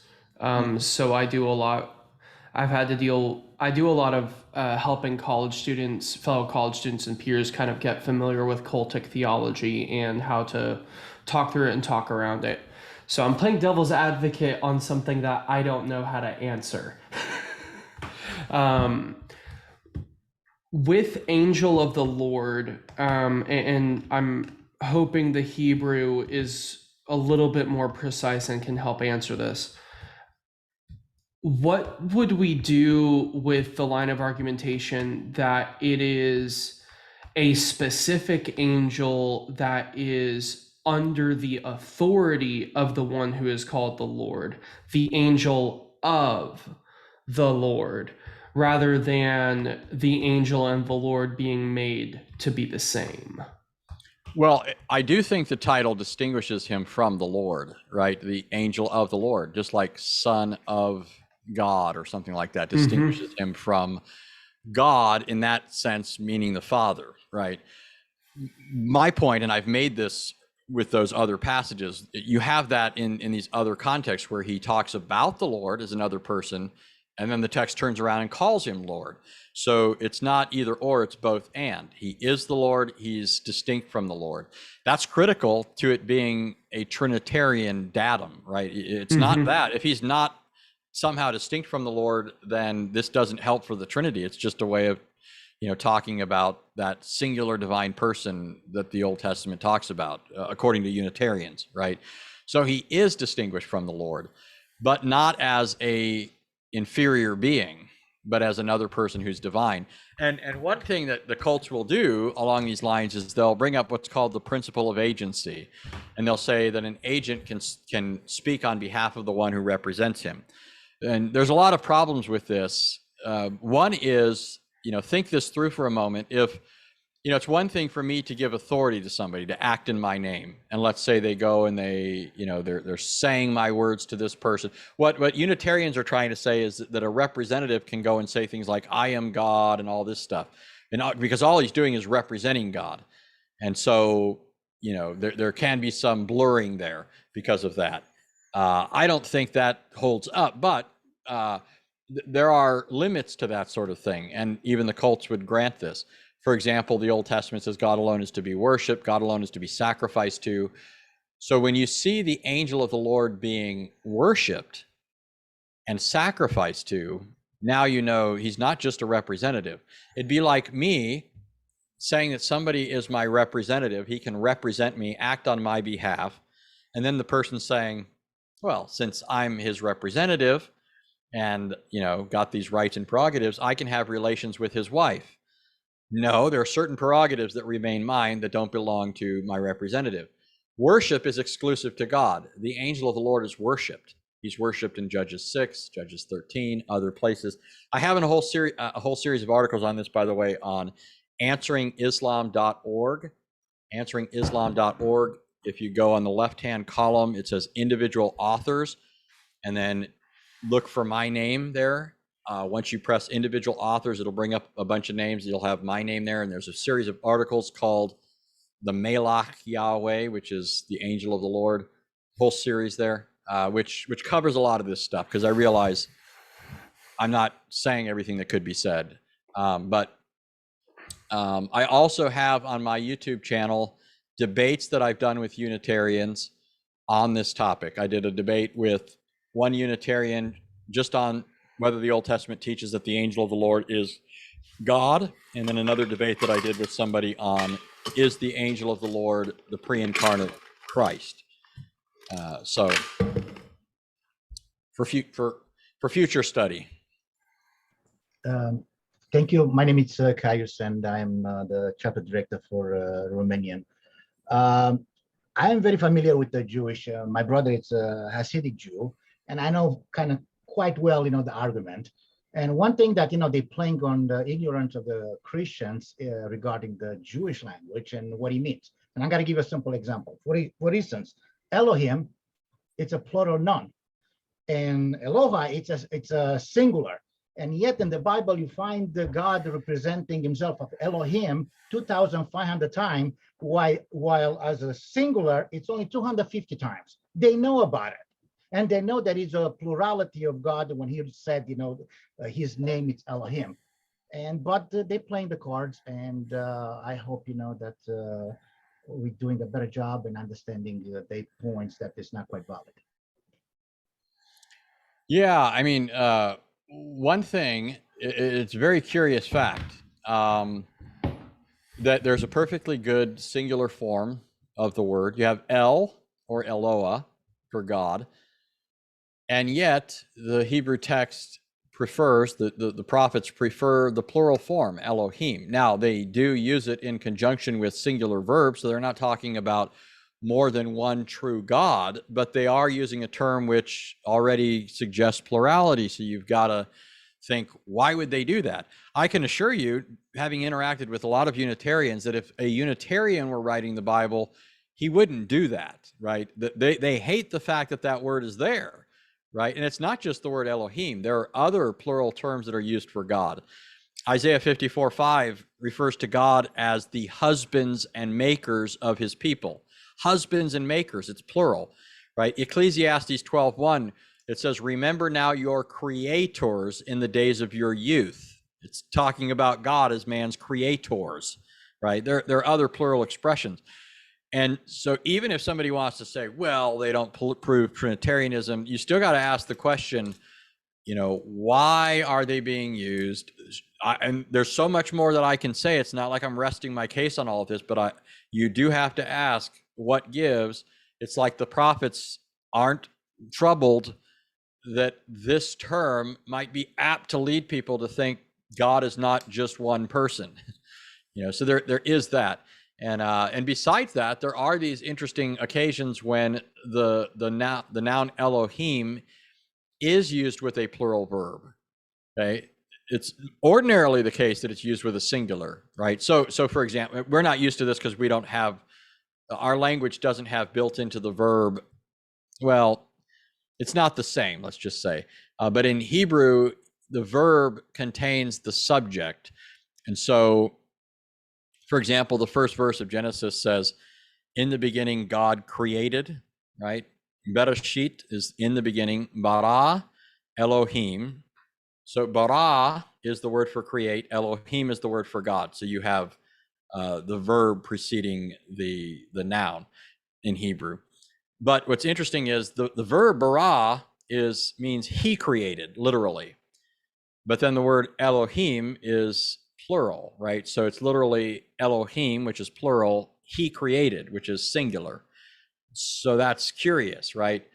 And but then you do have these occasions when the verb is not singular. Genesis 20:13 uses a plural verb in connection with God. Genesis 35:7 uses a plural verb. It says in Genesis 35:7, it tells Jacob to go to Bethel and build an altar there to God, where they revealed themselves to you. What do you do with that? Yeah. Pastor Rogers, we have a question in the comments. It says, would you admonish Christians to learn Hebrew to better understand and communicate the revelation of Jesus Christ in the New Testament? Well, it certainly doesn't hurt. I mean, a lot depends on, your calling, your aptitude. I long before I went to seminary, I went to seminary very late in my Christian life. I always wanted to go, but I had a lot of obstacles. Remember, I was converted at 18 as a criminal and had only read 2 books in my life. I had to go back and get a GED because I flunked out of high school before I went into prison. Then I had to go get a college education. Most seminaries require a college education. And then I during that time got a wife and kids, and that kept me busy and working and all that. So I did a lot of reading before ever going to seminary. When I got into seminary, I had, I don't mean this in any arrogant way. I'm just saying I had mastered the material that they were going to require of me already. The languages, though, I had not, and that was I noticed that when I was there that there were certain people that had this aptitude for language that well exceeds my own, right? They just picked this up like, an easy thing. Me, it took a bit more work. It was, theology, biblical theology, apologetics, other issues are easy to me. Language was a bit more difficult. And I knew a kid in seminary who was dyslexic, and it was just terrible for him. I mean, he had such a terrible time with the language, but I believe really strongly in an educated ministry. So the goal for me was pastoral ministry. And of course, I like to do apologetics, but it used to be that pastors were the best educated people in America. Okay, that's not so much the case today, People could go to their pastors and ask anything, right? They'd ask them about science. They'd ask them about astronomy. They'd ask about all sorts of things. Their pastor was the most educated man.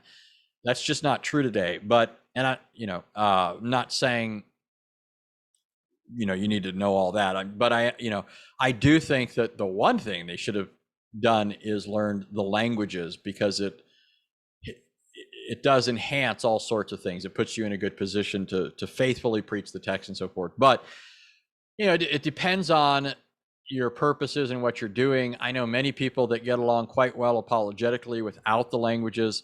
We have very good English translations. We have commentaries, and the languages help with certain things, but they don't solve everything.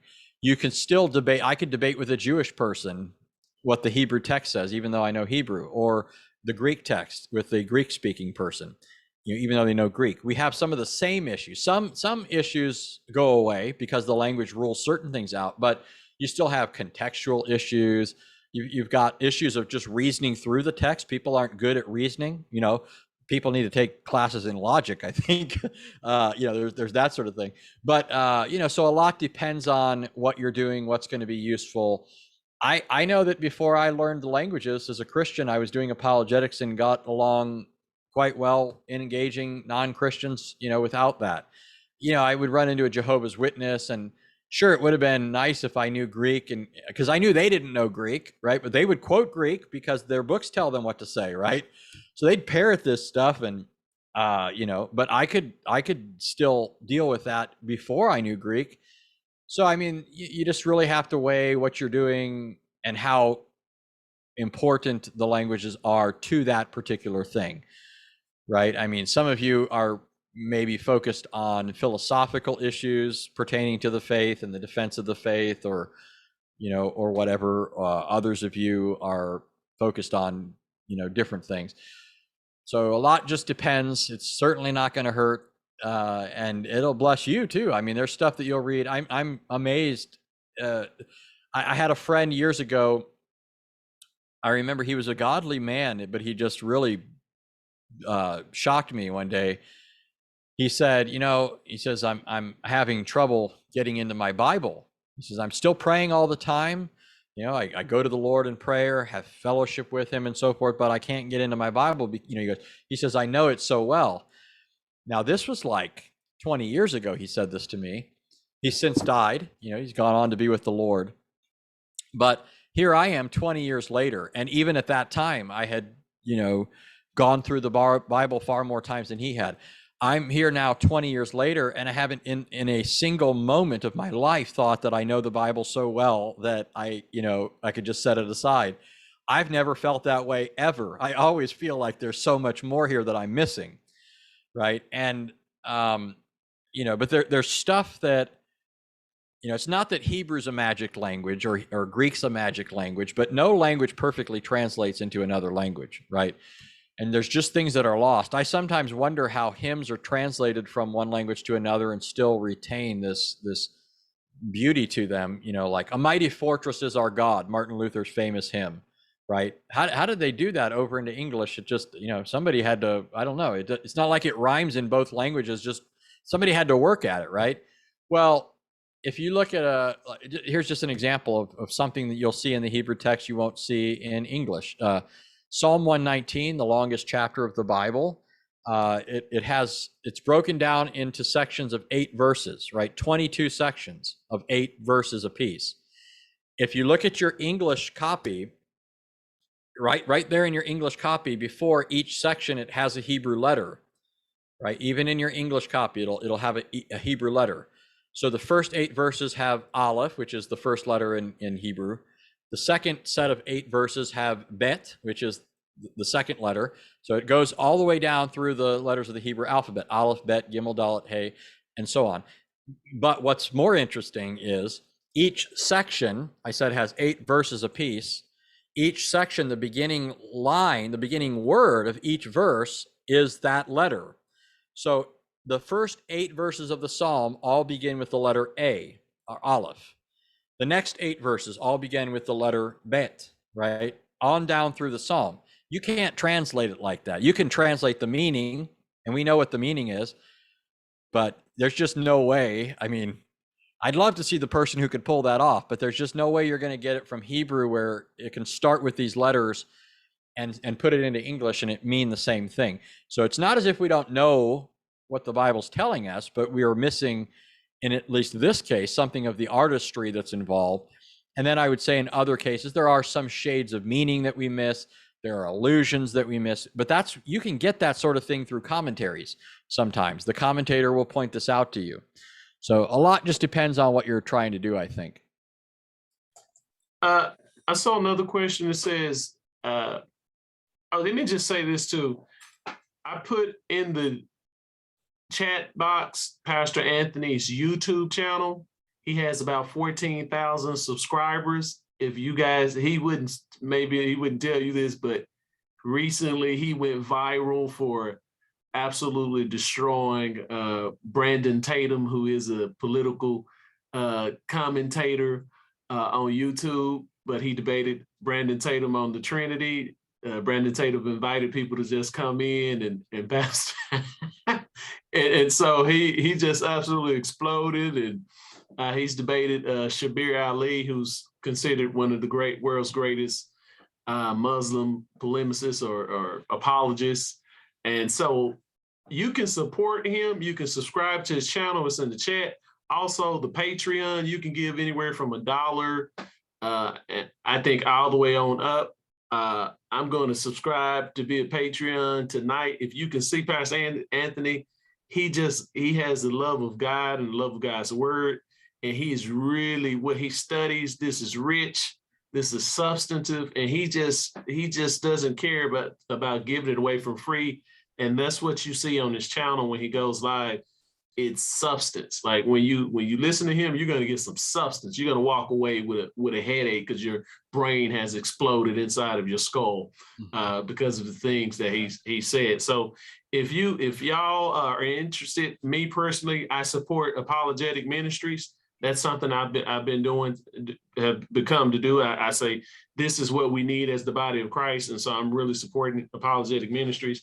And I would admonish you guys to do the same. His Patreon link is in the comments. And so the next question is, I see the angel of the Lord and the angel of God used. Is it fair to say that these are the same being, or are they separate?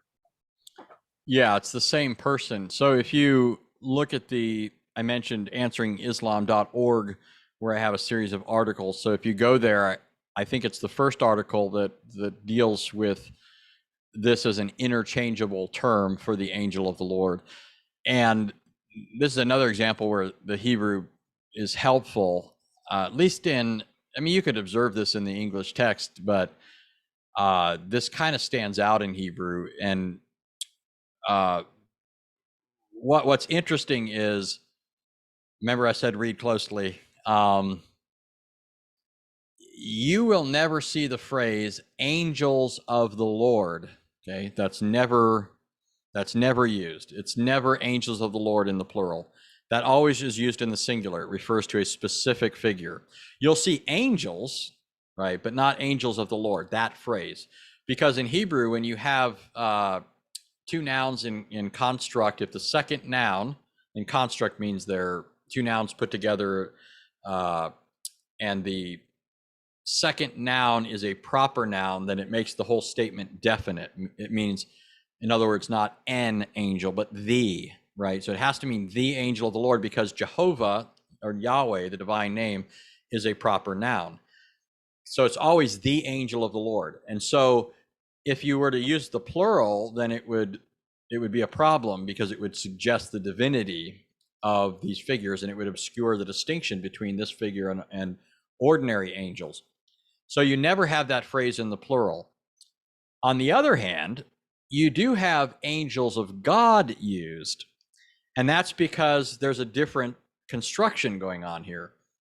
In the case of that phrase, when you have the plural, if you want to say the angel of God in Hebrew, you do need the definite article now, okay, because the word God is not a proper name.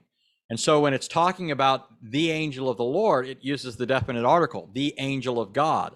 When it uses the plural, it drops the definite article. Okay, so, it's just fascinating. There's this consistency across the Bible where this figure stands out. The angel of God is a way of distinguishing him from angels of God and identifying him as the angel of the Lord. And in fact, some cases the text will simply say God appeared. In other cases, it will say the angel of God, just like you see with the angel of the Lord. So yeah, check out that article. I give all the references for that. It's the same figure, and there's all kinds of evidence for that.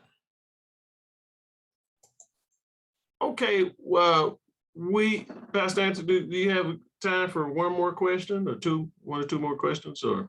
Yeah. Does anyone have a question? I do. I'm trying to let you guys ask.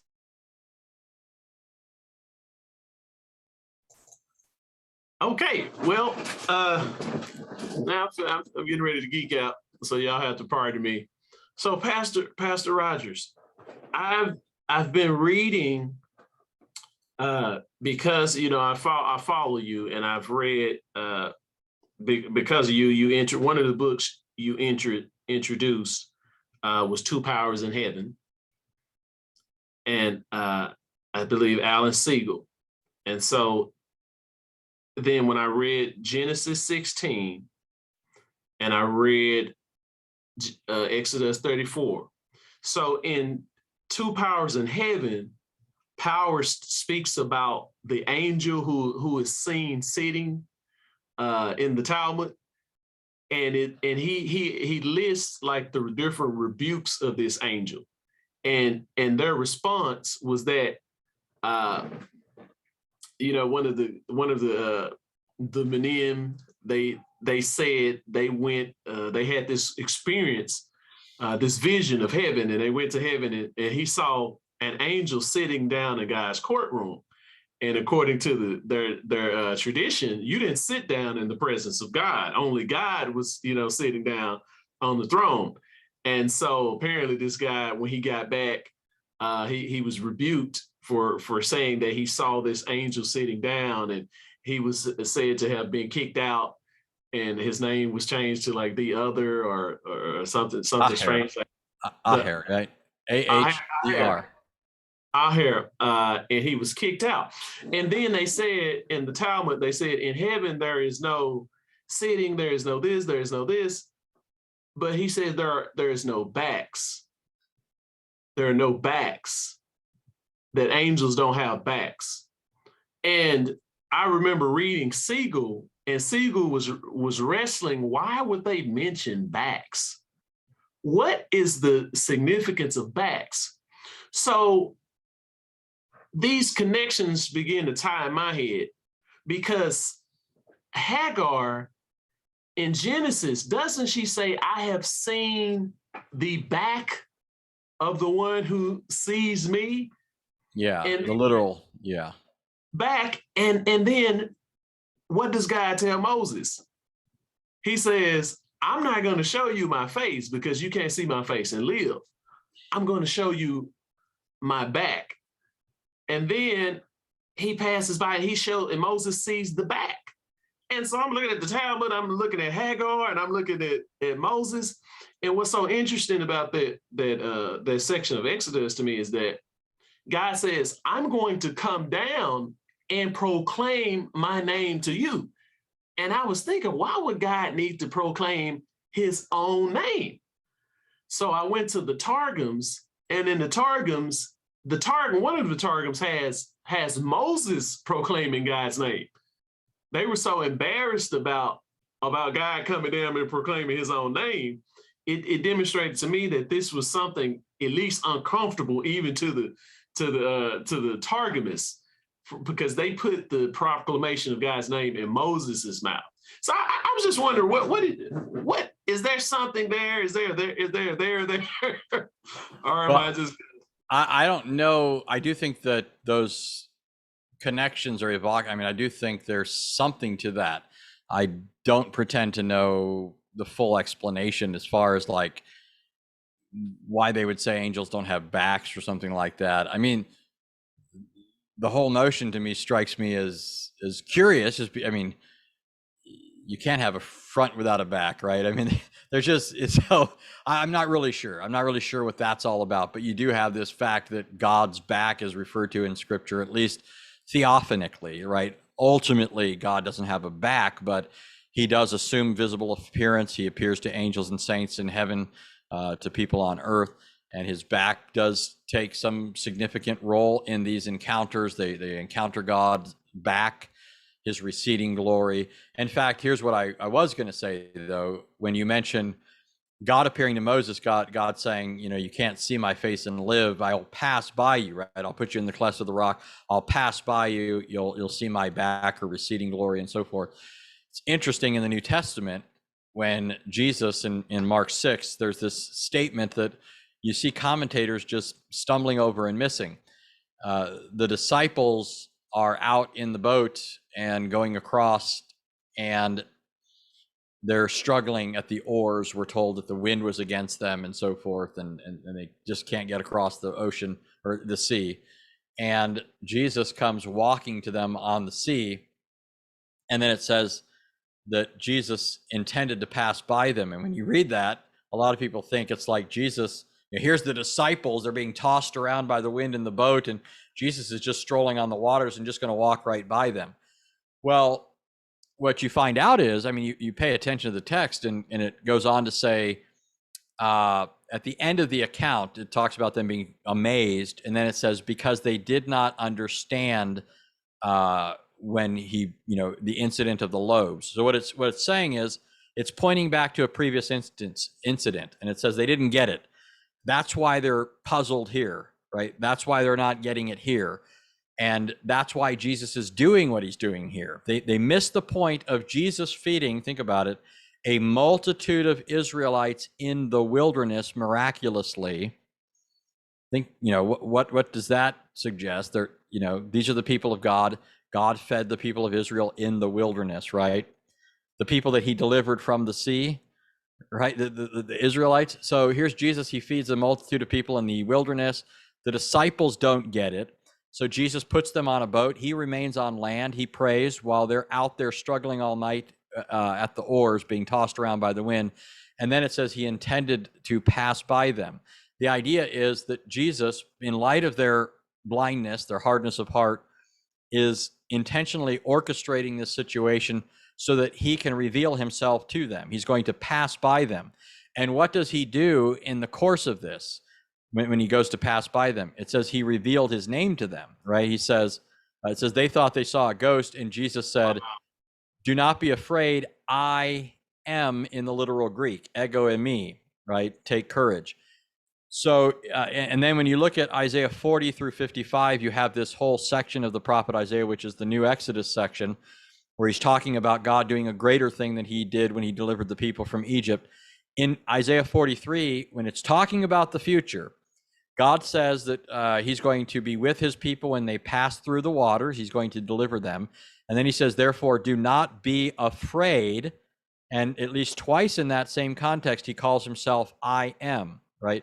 So Isaiah 43, you have this conjunction of God saying, don't be afraid, I am, and promising to be with his people when they pass through the waters. In Mark 6, Matthew 14, John 6, parallel accounts, Jesus rescues the disciples from the sea, declares his name to them, I am, and says, do not be afraid, right? I mean, there's all this interweaving going on. All that was just my long-winded way of saying, not really sure what's going on with angels not having backs. I do think there's something to the fact that God's back is mentioned prominently in certain places. So I just thought about it. One thing. Oh, okay. I'll say this because I didn't put this in context for you. I just thought about it. Sometimes I think I don't give people the entire picture that's in my head. So I was thinking about this concept and just wondering, based off of Isaiah, I took the concept of the arm of the Lord and how it says that the arm of the Lord will. You really pointed this out, how the prophecy, Isaiah 53, whom has the Lord God, the arm of the Lord, to whom has the arm of the Lord been revealed? And this notion that the Messiah was called the arm of the Lord. And I was thinking that maybe this was a Jewish way of talking about the Godhead. So, because a person's, figuratively speaking, your arm is a part of you. And so when I saw that, as I began to read these different notions about the back, I went back to Hagar. And the person, Moses says that who she saw was the angel of the Lord. Well, now, if this angel of the Lord is also by Hagar being called, I saw the back of the one who sees me, because supposedly he probably wasn't just facing away from her, or even if he was, then that would be consistent with not, you can't see my face and live. But so I was saying, could this be the ancient Jewish way of indicating that this was a divine person who was distinct from the Father? That was my idea. Something definitely to explore. Could be some idiomatic thing, something else there. Yeah. One thing I was going to say when you mentioned this, if I'm not mistaken, if it's not this one, this is still relevant to bring up, though, is that you mentioned that the person mentions going to heaven, having one of these visions that included the angel of the Lord. This is the not the Targums, the Talmud. This is rabbinic, post-Christian. The Targums represent Second Temple Judaism, before the Talmud. In fact, the Talmud suppresses all talk of the Memra. You'll never find any reference to the word of the Lord, the Memra, in the Talmud. Now this idea is dangerous, right? We can't be talking about the word of the Lord like the earlier Jews did. So you know that this isn't the creation of the Talmudic Jews. It has to be other Jews, earlier Jews. But anyways, in the Talmud, they're trying to account for the figure, the angel of the Lord, and so they do different things with him. They're also trying to answer people who say there's a second divine person, two powers in heaven. And in some of these visions, these people see this figure, the angel of the Lord, which they call Metatron, saying or doing things that strikes them as blasphemous. So that can only be said about God. But if I'm not mistaken, the one who's called other, the one who does this, is Rabbi Akiva. Now, I'm pretty sure it's him in this case, but I know that he did at one point advocate this according to the Talmud. And the reason that's significant, okay, so the Talmud is trying to deal with this earlier Jewish idea. Now, a lot of people will say, no, they're dealing with Christians who are saying this sort of thing. The problem is, when you look at the Talmud, it often attributes this error to Jews. Okay, so Rabbi Akiva is said to have said this about the angel of the Lord, which they considered blasphemous, right? And then so they call him Aher, other, right?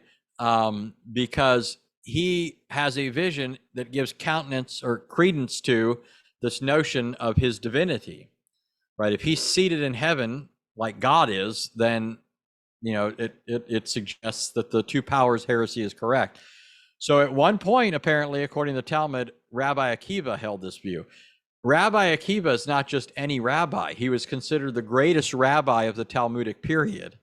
Okay, so this position was so strong that it even persuaded, according to the Talmud, at some point, Rabbi Akiva.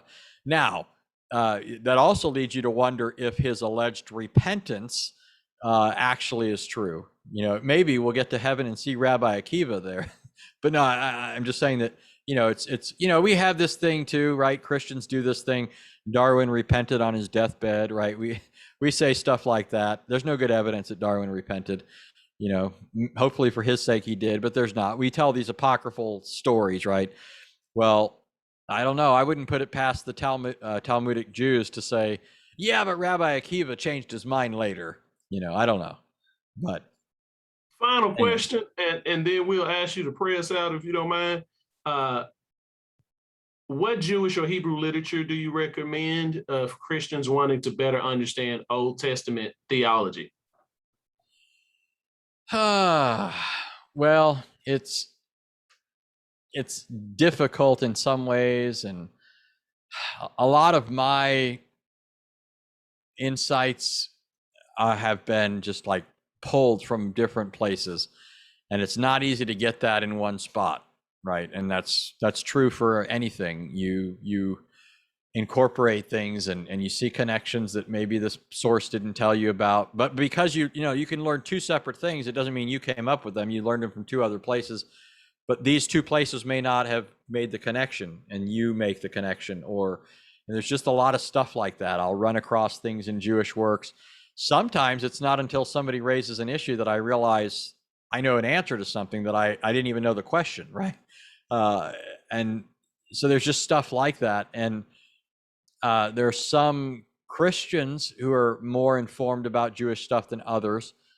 Not necessarily telling you to go out there and get this, but if you look at some of the older commentators, one of the commentators that makes mention of Jewish stuff a lot is John Gill. John Gill, he's easily accessible. A lot of his stuff is online. When you look up commentaries on something, you see John Gill, and he'll often bring up, Rabbi so-and-so said this, and this Jewish guy said that. And it's not like he's just going to Jews for his interpretations. Sometimes he's disagreeing with them, right? He's just giving something of the history of interpretation. And, but sometimes I learn stuff in commentaries. Sometimes I learn it in reading books that are interacting with Jews. Sometimes I get it from Jewish works. The Targums are, I think, pretty useful for a number of things. A lot of them are available online. They're pretty expensive to buy in hard copies. Like just one, I'll show you one, in fact, real quick. Just because I want you to get an idea of how expensive they're charging you for this. So this is, which one is this? Targum Neophiti on Genesis, and it's about that thick, not too thick. And I think this was around $80, right? So that's pretty expensive, but you can go online. You can't get Targum Neophiti, but you can get, it might be online eventually, but there are other Targums. There's more than one Targum. There's Targum Pseudo-Jonathan, the Targum of Onkelos. Those are all online. I think it's targum.info has these online, some of them. So you can read that sort of thing. There are different midrashes, which are very useful, like Genesis Rabbah, Exodus Rabbah, those sorts of things. But, I'm not necessarily recommending that people just go out and get just Jewish works per se, as much as one thing I think is really useful is a lot of stuff where you've got Jewish people engaging unbelieving Jews, because they've spent a lot of time in Jewish writings. And sometimes, and you know this from your own reading, when you read a book, if they mention a book, then you say, oh, I want to get that. So when you read this stuff, you might come across something and say, hey, that sounds like something that might be useful beyond the point they made.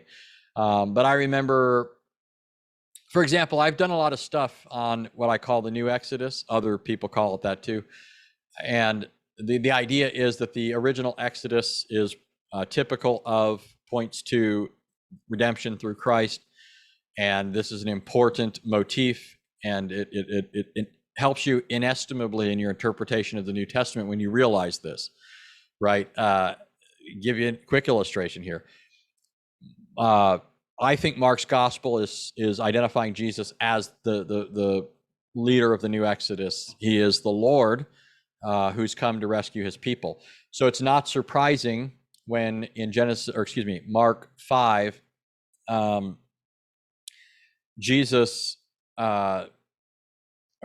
Mark 4, I was thrown off. I'm thinking that doesn't work. In Mark 4, Jesus rescues his disciples from the sea. He does this twice in Mark, but Mark 4, he rescues the disciples from the sea.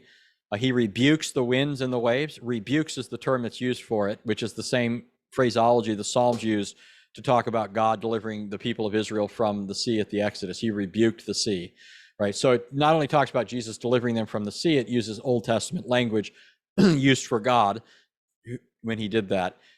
Then following that, in Mark 5, Jesus delivers the Gerasene demoniac from a legion of demons. What is a legion? A legion was a military unit. It's used to refer to troops, right? Soldiers and so forth. So you have Jesus delivering the disciples from the sea, then destroying a legion of Satan's hosts, drowning them in the sea. What happened at the Exodus? God delivered the people from the sea, then he drowned Pharaoh's armies, legions, in the sea. This is followed in Mark 6 with Jesus then feeding a multitude of Israelites in the wilderness. So you have sea deliverance, deliverance from Satan's forces, followed by wilderness feeding. And then it's repeated. Okay. Then again, you have another sea deliverance from Jesus, followed by Jesus defeating one of Satan's minions who's inhabiting a girl, followed by another feeding miracle. And then all of this is followed by Jesus leading his disciples up a mountain. Remember what happens when God delivers the people from Egypt through the wilderness? He takes them to Mount Sinai. Moses and 3 people go up the mountain. Jesus takes 3 people up the mountain, Peter, James, and John. But what's interesting, now here's a connection. If you go back to Exodus, this is one of the 2 powers texts that the Talmudists are trying to deal with. One of my problems, by the way, is I start talking about stuff and then I forget what the question I was addressing was. But Exodus 24:1, listen to this statement carefully. This is God speaking to Moses. He says, come up the mountain to the Lord. Okay, that's how he addresses Moses. Anything curious about that stand out to you? Why does God say to Moses, come up the mountain to the Lord? Why doesn't he say, come up the mountain to me? And then we're told that God descends on the mountain, the cloud is there, right? And they see God and so forth. So it seems to be, from the first verse, that the Lord is talking about somebody else on that mountain. If you read the immediately preceding context, Exodus 23, God tells Moses, I'm going to lead you into the land. I'm going to lead you through the wilderness, right? He says, I'm going to send my angel ahead of you.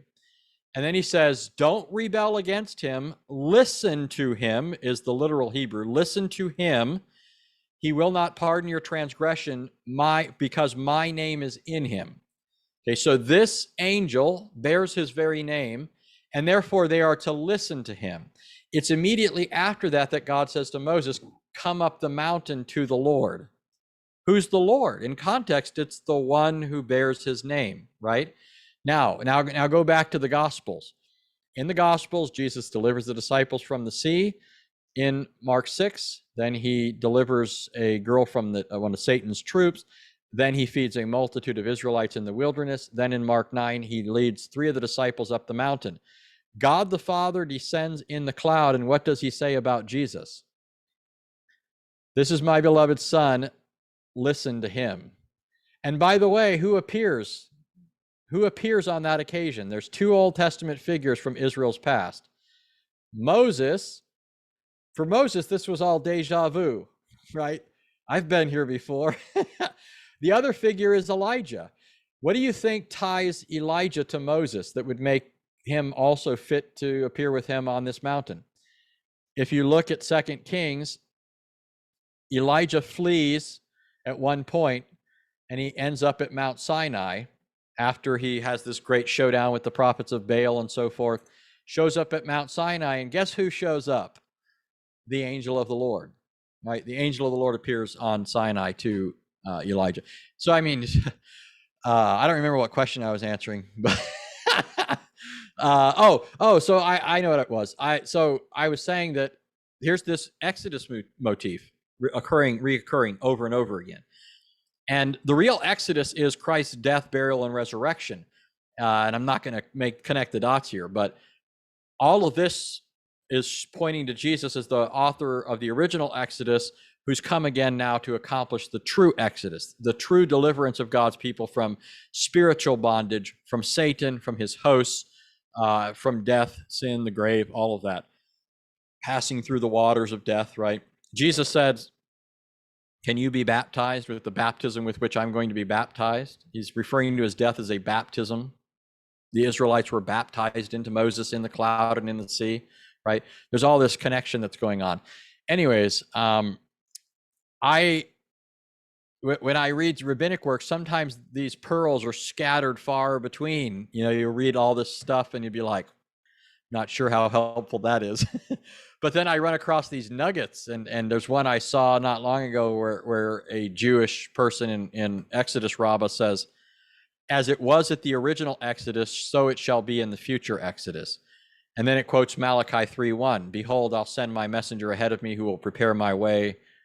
And then the Lord whom you seek will suddenly come to his temple, even the messenger of the covenant, in whom you delight is coming, declares the Lord.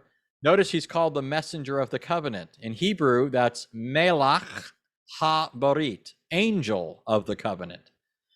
The Lord who's coming is the angel of the covenant, right? So I don't know that I have a just, read this Jewish work and you're going to be inestimably blessed by this. It's more like read 100 Jewish works and you'll find some nuggets. Read good Christian works that draw out these nuggets for you, and you might say, hey, I want to read the whole thing. I don't know. You're certainly not going to be getting Christian theology, and some of it you're going to be saying, this just looks wild, anyway.